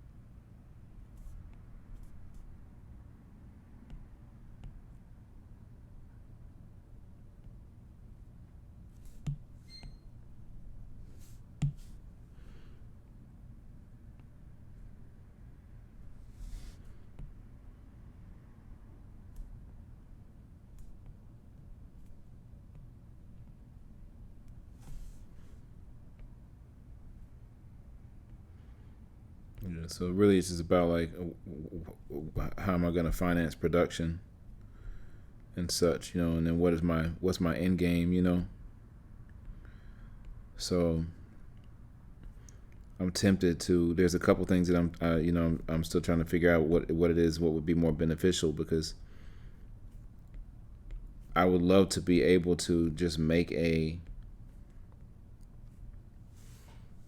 dope animatic and continue to make episodes that way, almost the way that you would do like One does One Punch Man webcomic, and then Murata goes back later and and does it, but and finishes it out. But I'd love to be able to just go through and just make all the animatics myself. Not so much publish it, but like just make all the animatics so you can watch a rough version of the series. You know what I mean? And then if people love it, go back and get it animated once it's all storyboarded out. The only thing about that is like, how do you monetize that, you know? So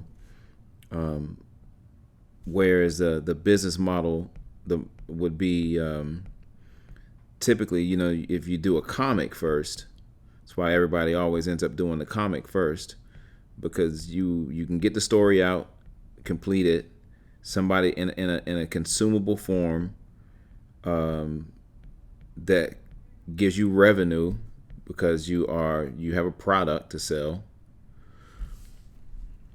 and you have because you have a product to sell, and then you have, once you get the adaptation done, that drives sales back to the book, right? Because people are like, oh, I want to get ahead of the story. You know what I mean? And because after one season, one episode, or one season, they want to go ahead and do it. You know, but I don't know if I want to spend 3 years doing a manga first. You know what I'm saying? I don't know if that's what I want to do. I wouldn't mind having you be able to consume it. And don't get me wrong, I still love sequential art, and I still love that form of storytelling. But I also like the experience of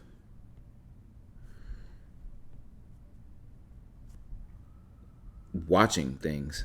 You know what I mean? Like I love that experience. So it adds another layer to it. You know what I'm saying? It makes the world more tangible.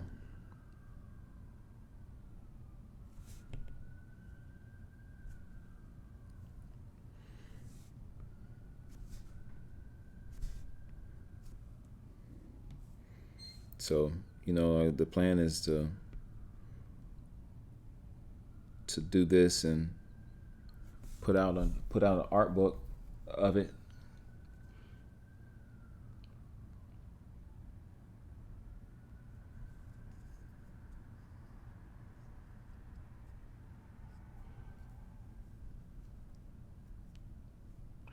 I mean, I guess you could probably do it in a way where you take some of the panels and repurpose them. You know what I mean? Some of the storyboard panels, and then just put them in a book form and do it that way. And that way you're kind of doubling up on the work. But I don't know if there's any way that you could paywall an animatic like that,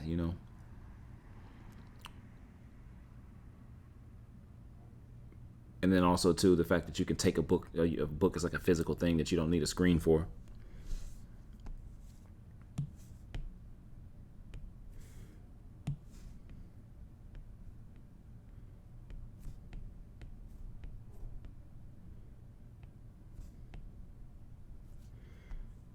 For now, I'm gonna be stubborn and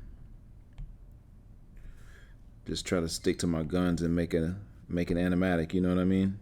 Continue to make dope animatics instead, and um, like I said, build out the IP and try to be different. You know what I mean?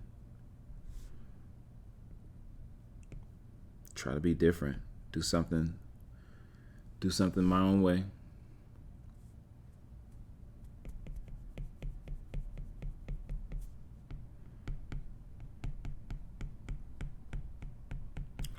I mean, maybe they will, maybe they won't.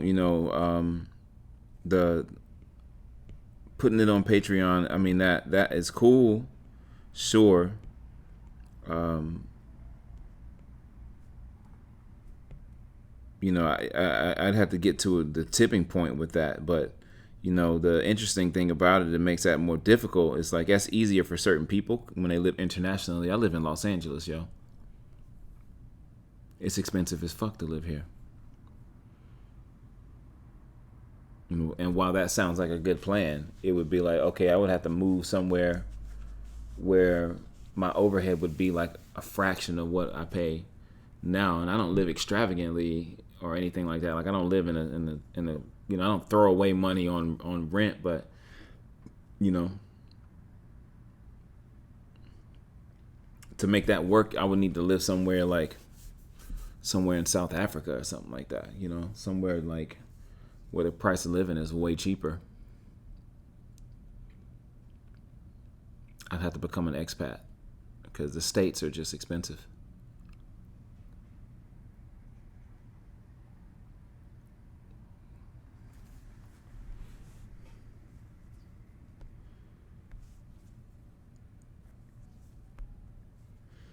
Yeah, so it just poses its own, it's got its own set of problems that comes with that, So trying to figure that out has been an interesting thing, really.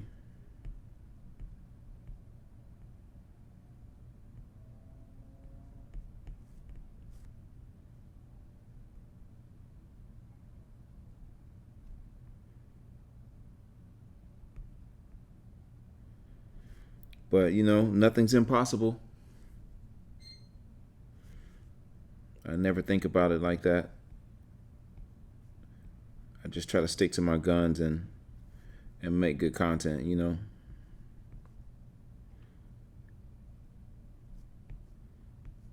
I always complain about the time that I have to be able to do stuff, and I feel like most of the jobs, all the jobs, are every job I've ever worked, I feel nerfed.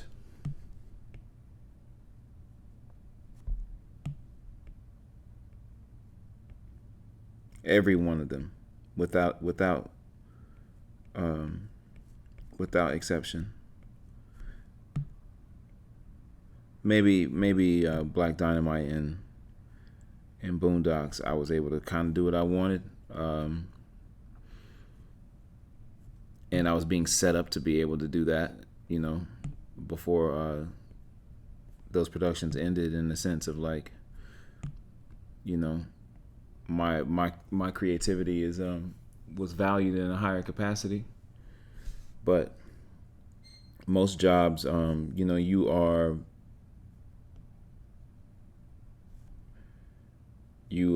are acquiescing to what the studio wants. And I want to make sophisticated, dope shit like I was influenced by when I was growing up. And that's not what a lot of people want to do. They think they want to do that, but they get in their own way every single time. Or they skimp on the animation team, and they don't get enough, they don't pay enough money for animation. So then like you work on something dope, but then the final product kind of looks, kind of mid. Not terrible, not terrible, but not great.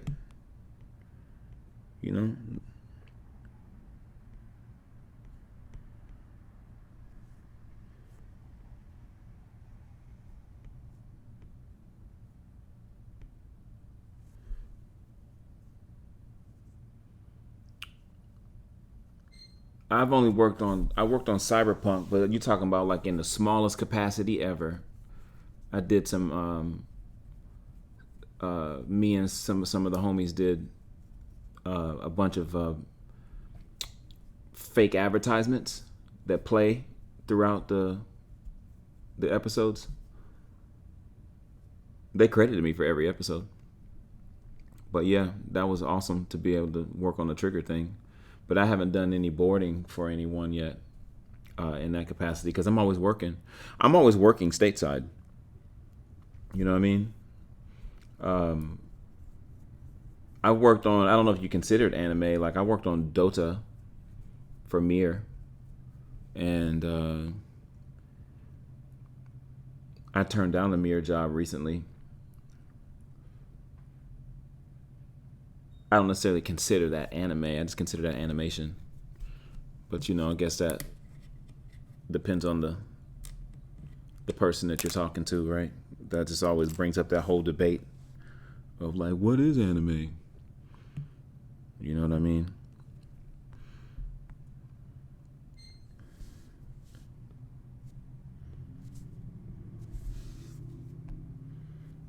And I don't say that to throw shade at anybody. It's just more like, in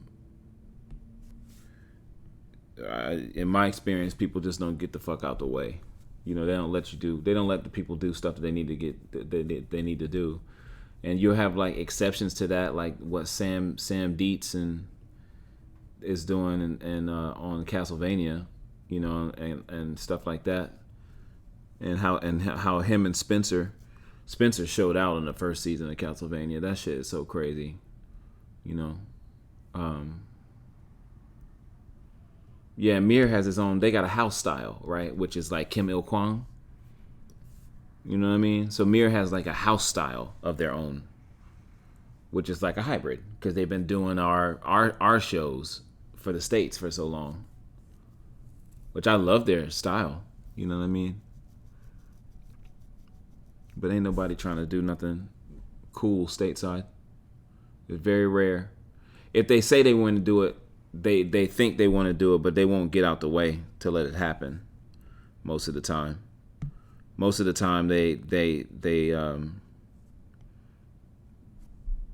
micromanage stuff, or just not commit to an idea early enough to give, which has usually been my experience in 13 years of working in animation. Well, 12. This is my 12th year coming up.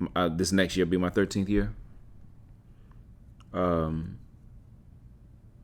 Most of the time, studios, they fumble around too much on the front end to make anything good happen. It's a lot of wasted resources and stuff.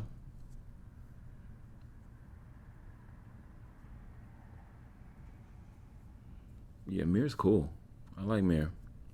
They do amazing work. They do amazing work.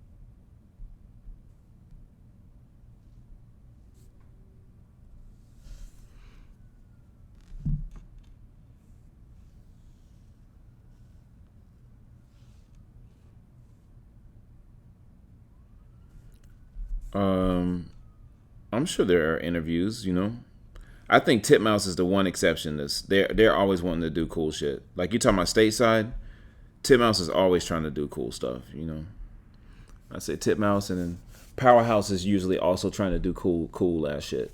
You know what I mean? Titmouse has been around longer, I think, and I've worked there, and they're always trying to do amazing things. Like you can look at the stuff that they do. You can tell from Black Dynamite season 1 to Motor City. Scavenger's Reign is fucking amazing. They're the production studio behind that.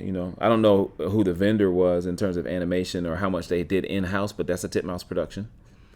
That's a recent one that's amazing. You know what I mean? They've done a lot of dope shorts for stuff, and a lot of animation for a lot of stuff. They're always pushing shit, So they're always trying to do something cool. And Chris and Shannon that own the studio, they're always trying to do amazing things. So they encourage people to do that kind of stuff. You know what I'm saying? And that's just a rare exception. But I would say that's the only one in LA. Powerhouse is in LA now too. I forget that they're in LA, and they're not just in Austin. They still have the Austin office. But Castlevania is in Austin. But I think that it's cheaper to live in Austin than it is to live in LA. So they do that to keep the rates down, probably.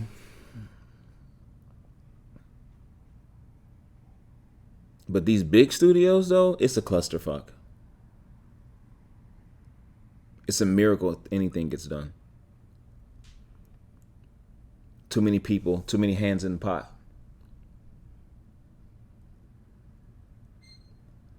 And also, when you're working with like the big companies that have the resources, they play it super safe. Stateside, you know what I mean? It's not like it is in Japan. But stateside, they play it super safe. Like you just don't. You're rarely gonna see something that's dope that comes from that's like really ill, that comes from Nickelodeon or Disney or Warner Brothers, because they play it safe. And I what I mean by dope is like it normally the content is just safe. You don't push it. They don't push it. They try to keep it middle of the road because they want to try to capture the widest audience. But most of the time that doesn't work, in my opinion. You got to lean into it and for certain things to be successful. And also, too, I think the market's changed now as well, because you got to compete with the anime studios that are doing amazing things. And that's what kids are watching.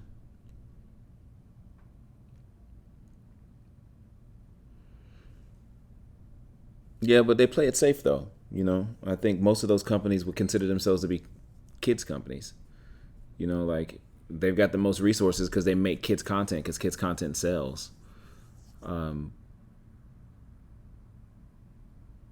it's just like if you're into making kids stuff, it's great. Like that's great. I've worked on kid stuff. I think it's fun. You know what I'm saying? Don't get me wrong. I just it's just not my passion, but I can do it no problem because it's fun. It's just like you just don't go but so far. You feel what I'm saying? You just don't take it but so far. But I like to stage stuff cinematically though. So if I'm gonna do a kids thing, I want it to be staged cinematically. You know what I mean? I don't want to have it staged like a flat show. You know, like a Teen Titans Go or something that's more flat like that. Like I wouldn't want to work on a show that flat unless I needed a job. I tried to get a job on Teen Titans Go. They turned me down years ago during the first season. That's when I first moved out here. That's when they were first working on it.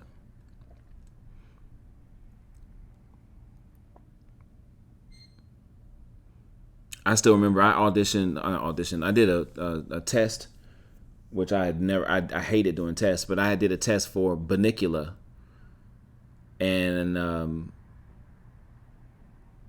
Cartoon Network hit me back and said my test was too scary. I was like, what?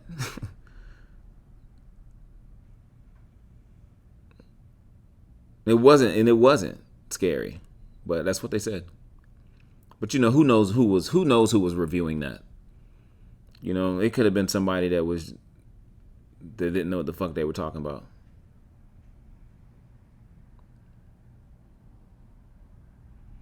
Well, Teen Titans Go was successful. Oh, this is already feeling way better.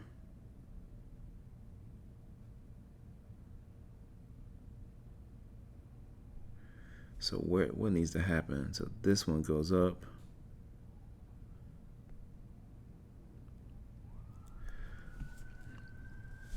And so it disappears here. So what is it about this frame that needs to be done?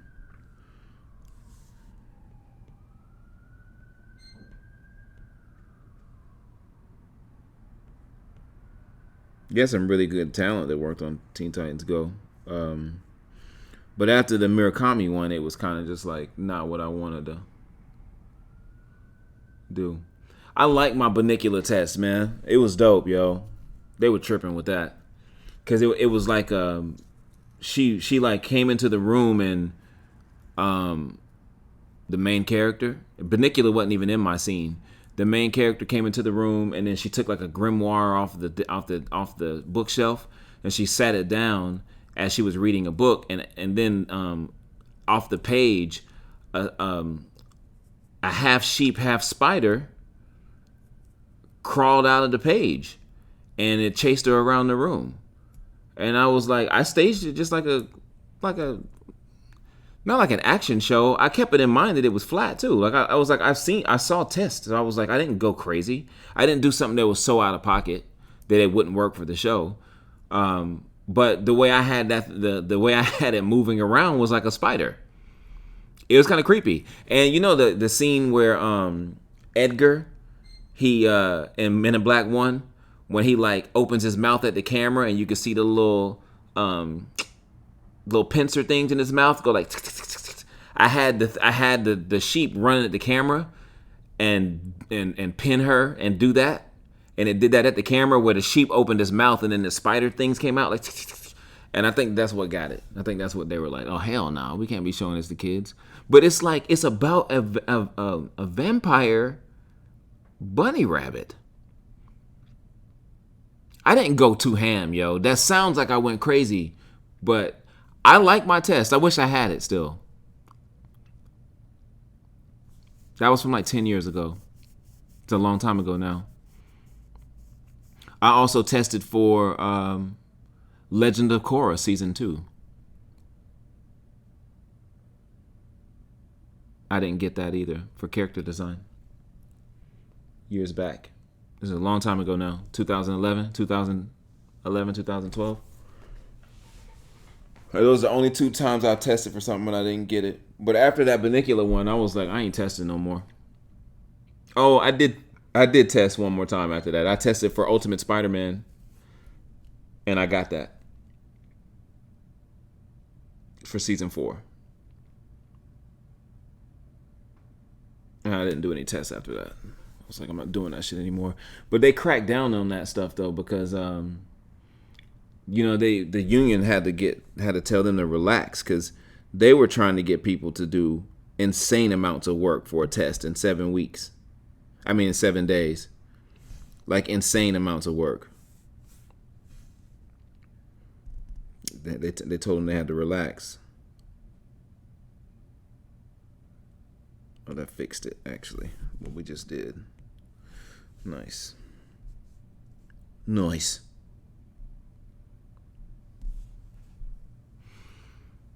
All right, I'm going to do this last one, and then we're going to call it for tonight, because I'm tired as hell.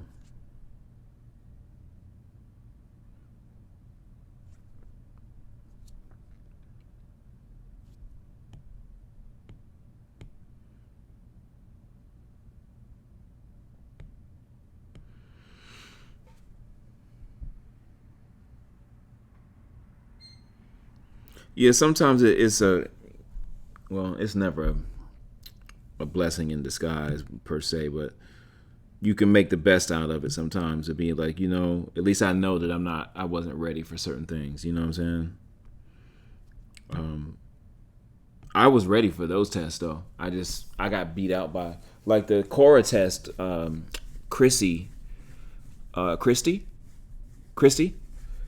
was the character designer on Avatar, they just rolled with her, which I thought was great, and she's awesome. You know what I'm saying? Her work is amazing. So it was like they just rolled her over from Avatar, which I think she was like a board artist on season 1 of Korra, or like I can't remember what she was. Maybe I don't remember. But her work is amazing, and so I wasn't even mad at it. You know what I mean? It was like, okay, well, they went with someone familiar. And I had never really tried to draw Ryu and Ryu's style, which is whose style it was in. So it was cool. Plus, at the time, Black Dynamite was such a crazy production. So trying to do that test in 7 days, I had to end up doing it almost all in one night. So I probably, if I would have spent more time on it, I maybe would have been in a better position. But I'm not mad at the way that it panned out at all, because I ended up going to ADHD for 2.5 years after that, and being able to wear multiple hats. And they made me a director at 26. You know what I mean?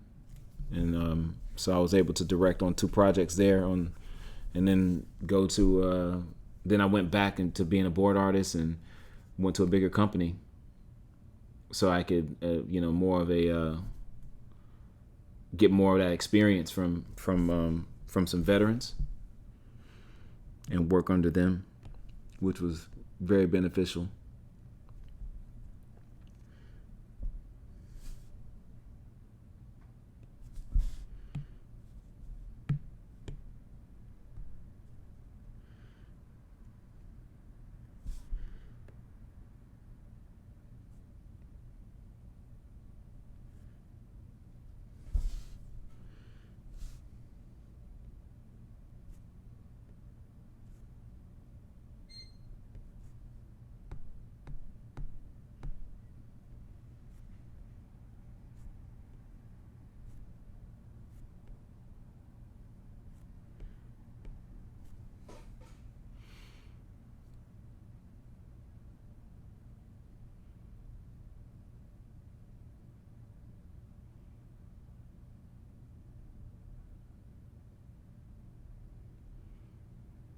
Yeah, I mean, it'd be like a week, right? 40 hours, I'm sure. I'm sure it was like 40 hours worth of work. Was it an unpaid test or a paid test? Because I know that I feel like the unions made them um, start paying people for tests, if I'm not mistaken.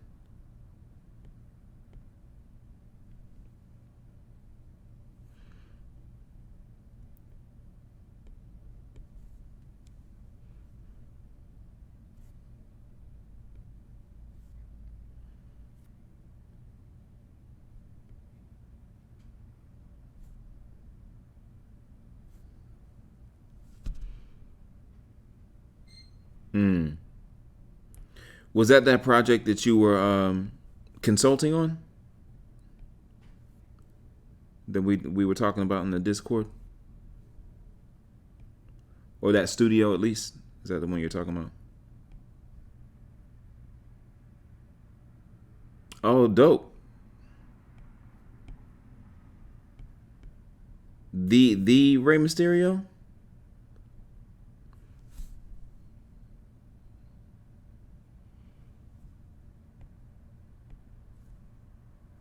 No, that's ill.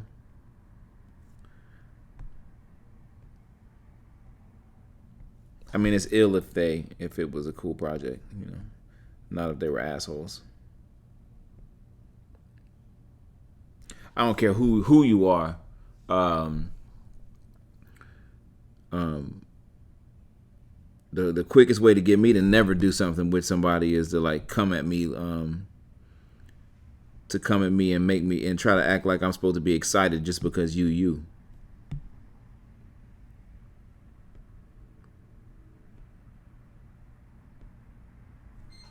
You know what I mean? Unless it's somebody that works in animation, like unless it's somebody that works in my field.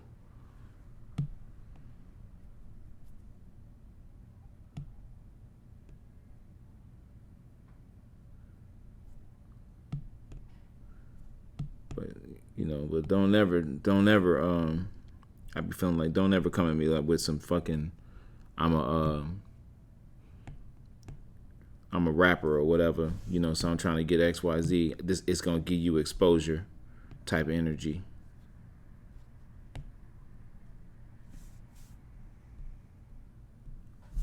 It froze on me again.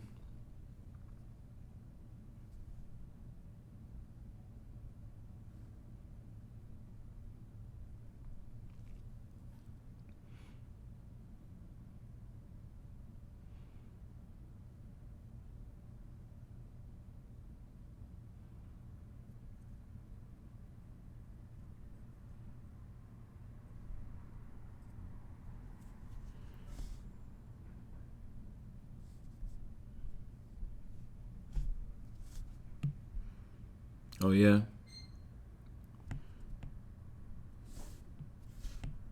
But what a paid test or them trying to act like you're supposed to just be jumping for joy at the chance to work with them. And I'm not an asshole, I'm not saying it like that, but I'm just like, yo, don't do that. Delusions of grandeur.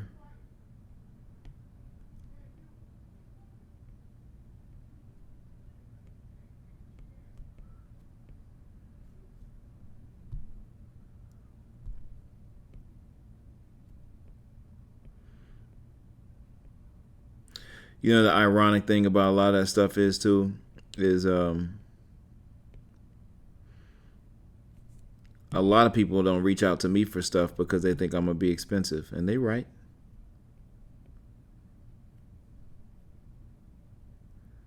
A lot of people do reach out to me for stuff. I mean, don't reach out to me for that reason, or they lead with that.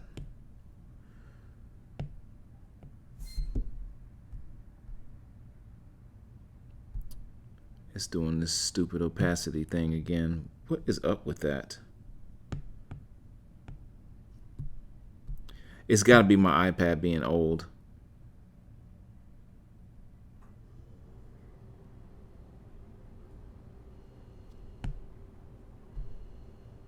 That's got to be what it is.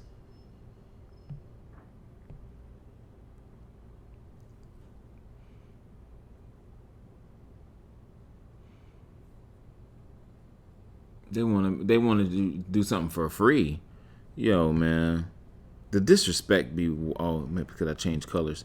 The disrespect be wild, yo.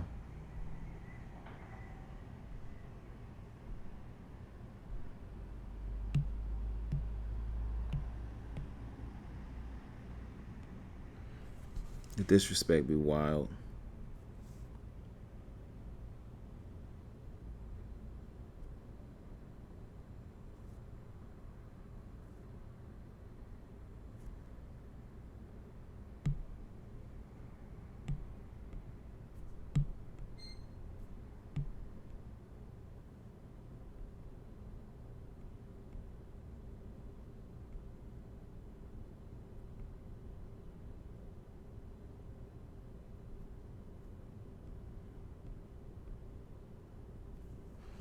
I just look at it as like, it is what it is, and I've always kind of been on a mission to be like, to make people regret not wanting to work with me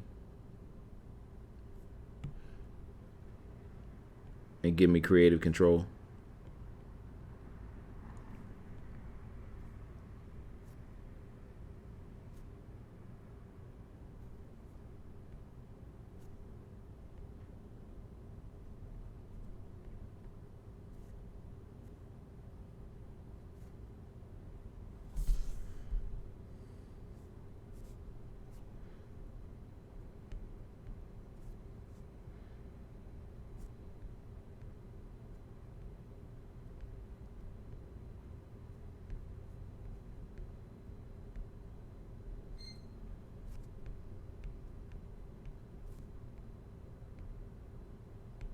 It's also probably better too, because you're kind of filtering out, unless you need work, but you're kind of filtering out all the stuff that would keep you from doing what would be important, which is like, working on your own stuff is way more beneficial in every capacity to be doing work for hire.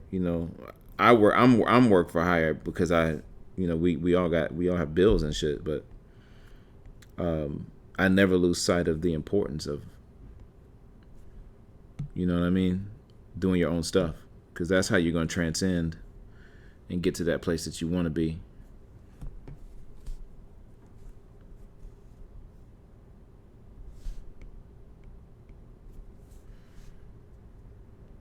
So that's just like, turning it down for delayed gratitude.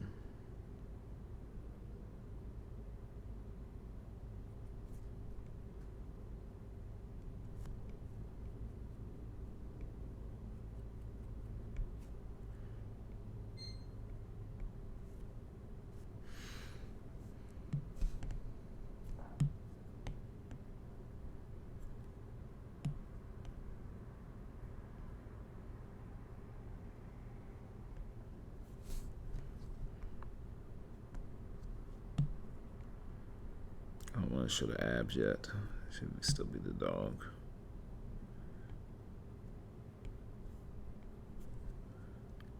Hyena, rather.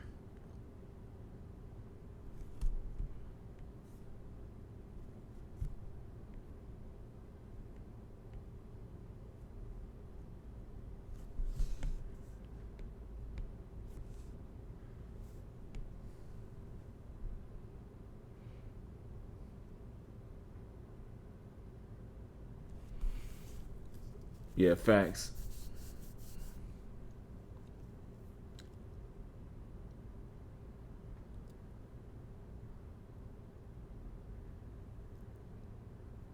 That's the best way to be, bro. Just do you.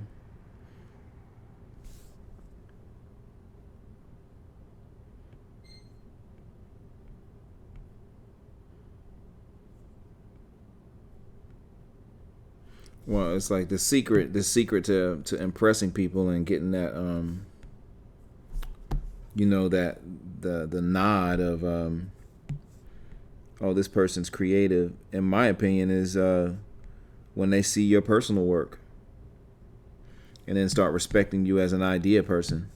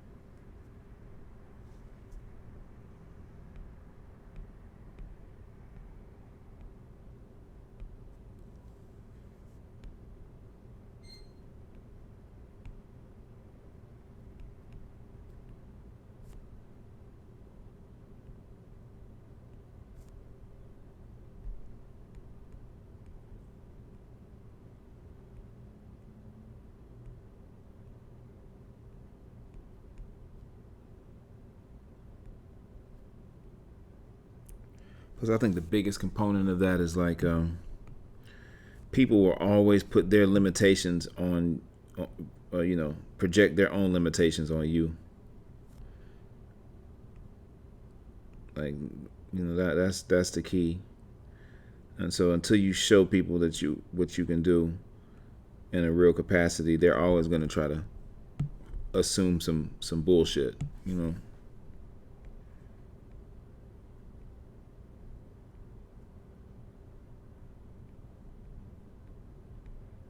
They're going to always try to assume that the work that you have out there is your best work. When with a lot of times it's like, people don't understand that, like, especially like board artists, most of us are tired. Work in story department. Most of us are tired as hell all the time. So if you post something that's personal artwork, it may not be, it's probably not going to be your best work ever. You're probably just posting something so that you can, like, take control of your own life back for a few minutes. You know what I'm saying?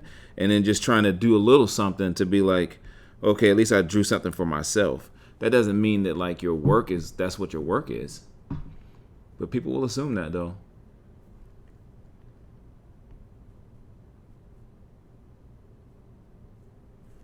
But I get it, though, because even with studios, but the casual person can't, they don't know how to discern, like, who's doing what and why that's dope, So I can kind of understand that.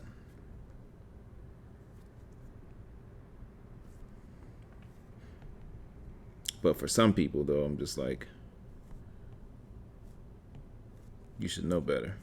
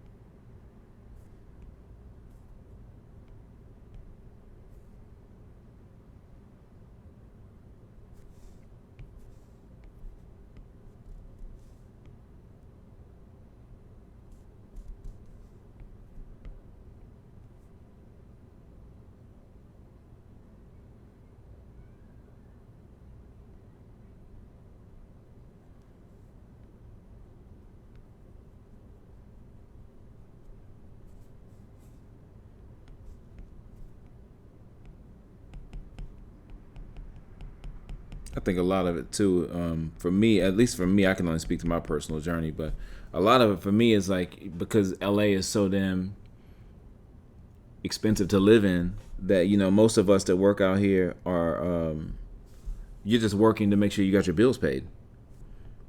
Whereas, like, if you live in other places that are cheaper and you're working on a production, let's say you're working on a production and you live somewhere where you only have to pay, $700-800 a month for rent, because the cost of living is significantly cheaper there, and you're working on an American production, let's say you're freelancing, right? And you can work a fraction of the time and then spend the rest of the time doing your own stuff. There's a whole lot of people that do that.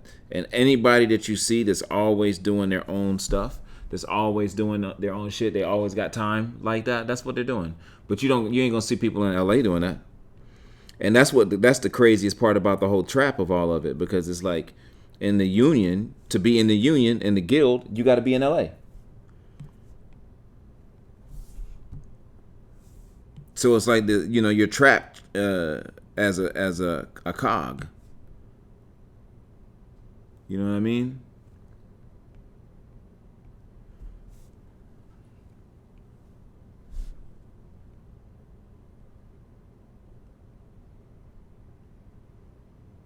That's why a lot of people left, because they were just like, during COVID especially, it was like, you know what, I'm gonna take this opportunity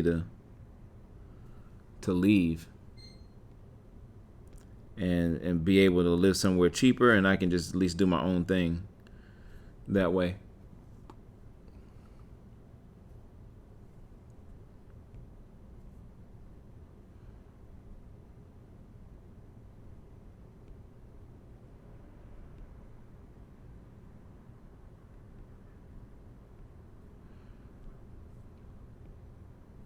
I might move to Cape Town.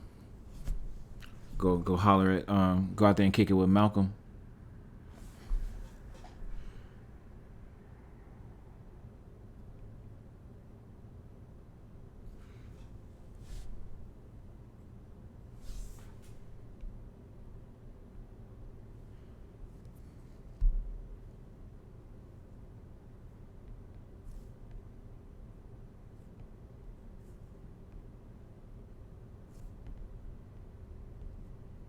I mean, the thing is, I'm in the guild, so you know,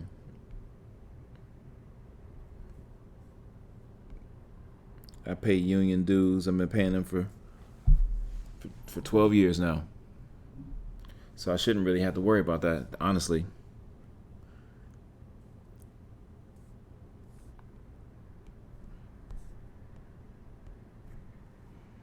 Thing is, it's like when you're in a leadership role and you want to direct something, you kind of got to be there a lot of times, you know.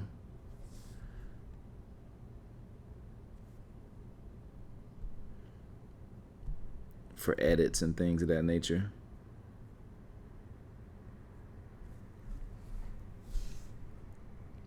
Though it all depends on your production, you know. Depends on who you're working for and how understanding they are.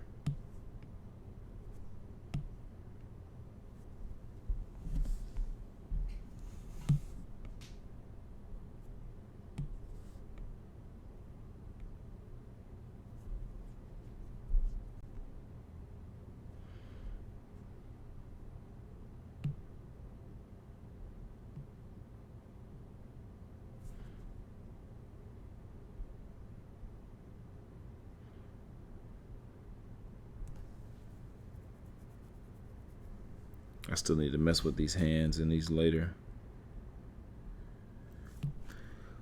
poses. I want to see what this looks like with these erased.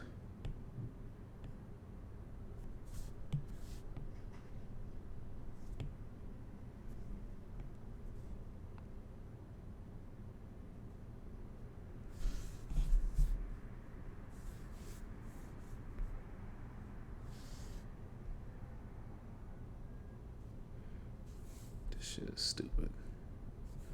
It should, and it also should only play the length of the stuff that you've got here. You know, don't play the whole damn clip. Play the amount that you've got drawings on. But I get it though, because it's extended beyond that. But I don't like having to position it like this every time.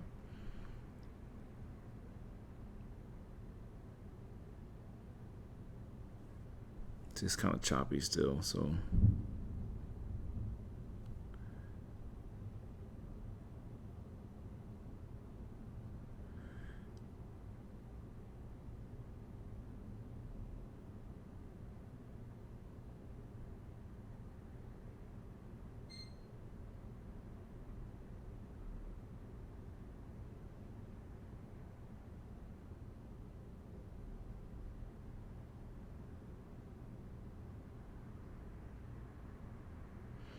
I need to mess with the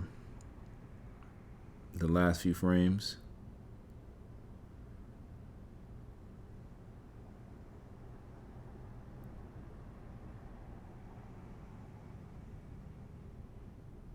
Once I get into it, because the poncho needs to fall slower.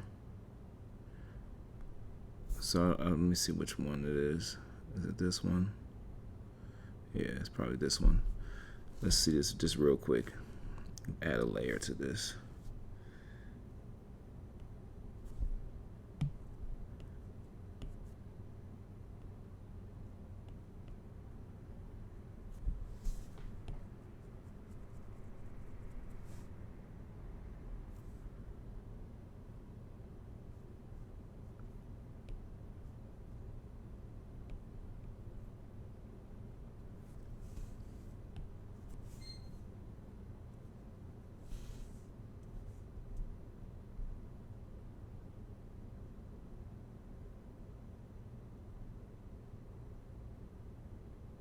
Now it's too floaty.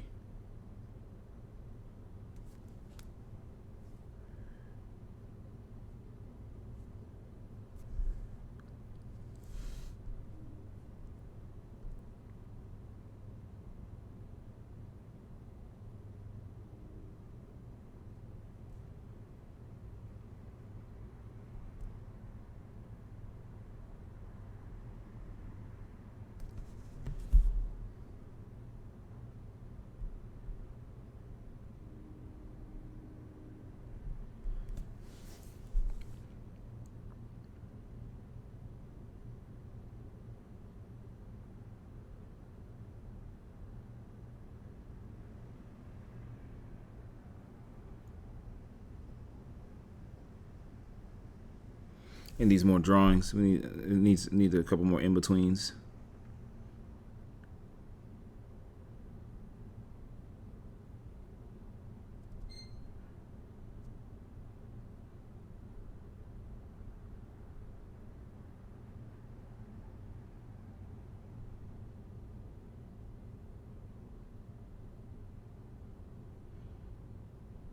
I think it needs one in there.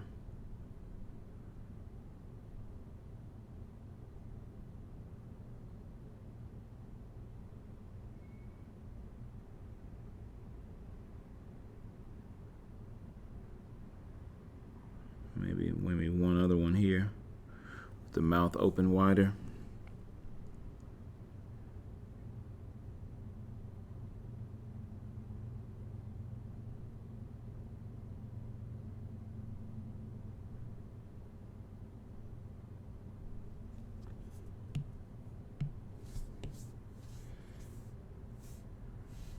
I just need to see something. I know I said I was gonna quit, but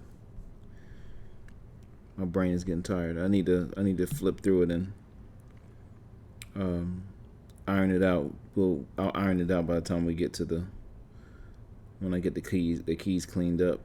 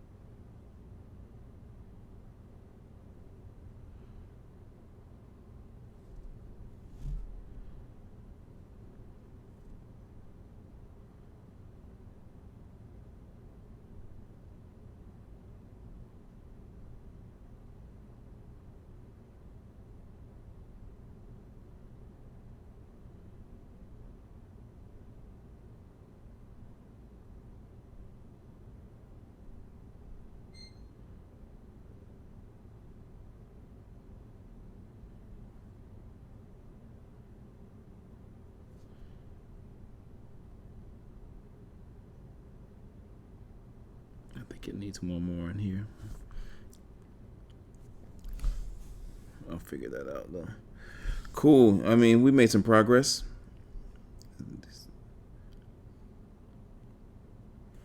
All this stuff needs some work, but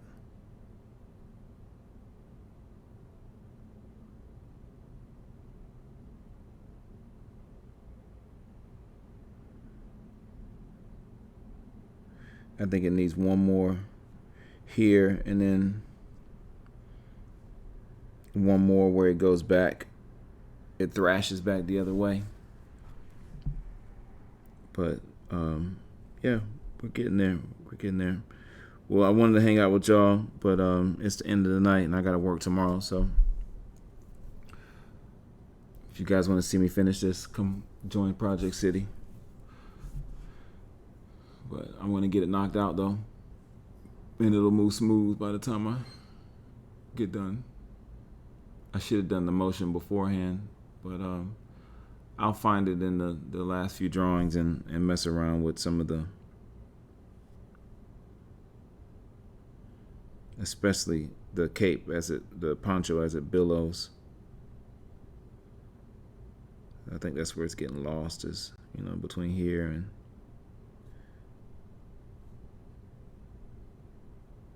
here and here.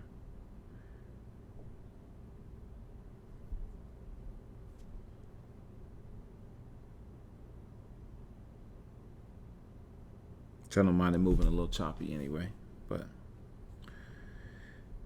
yeah.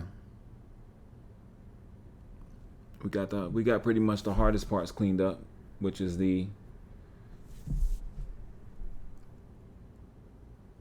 wolf, the hyena head.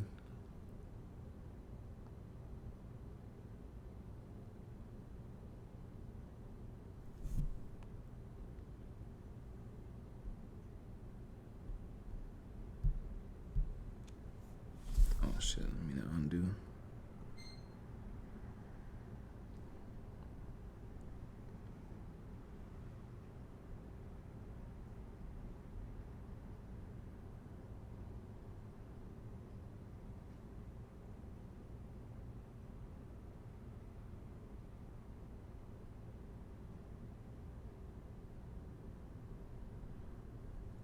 I'll keep. Hold on one sec. I think I found out what it was. I think it's this. I think I got it. I just got to do this real quick. I have to, because it's bothering me.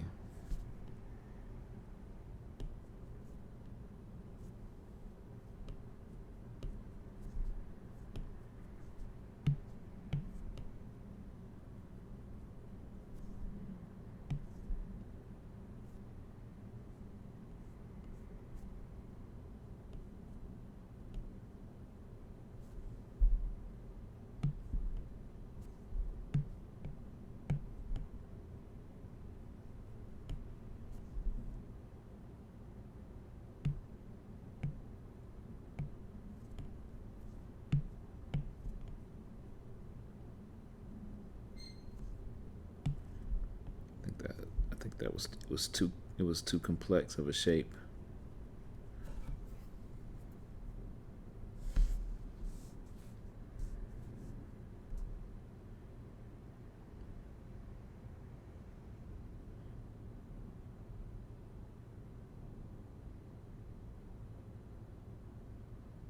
That's definitely better. So it just needs to billow in the rest of the frames.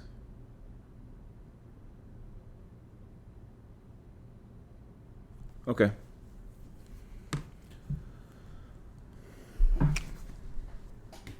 Happy holidays.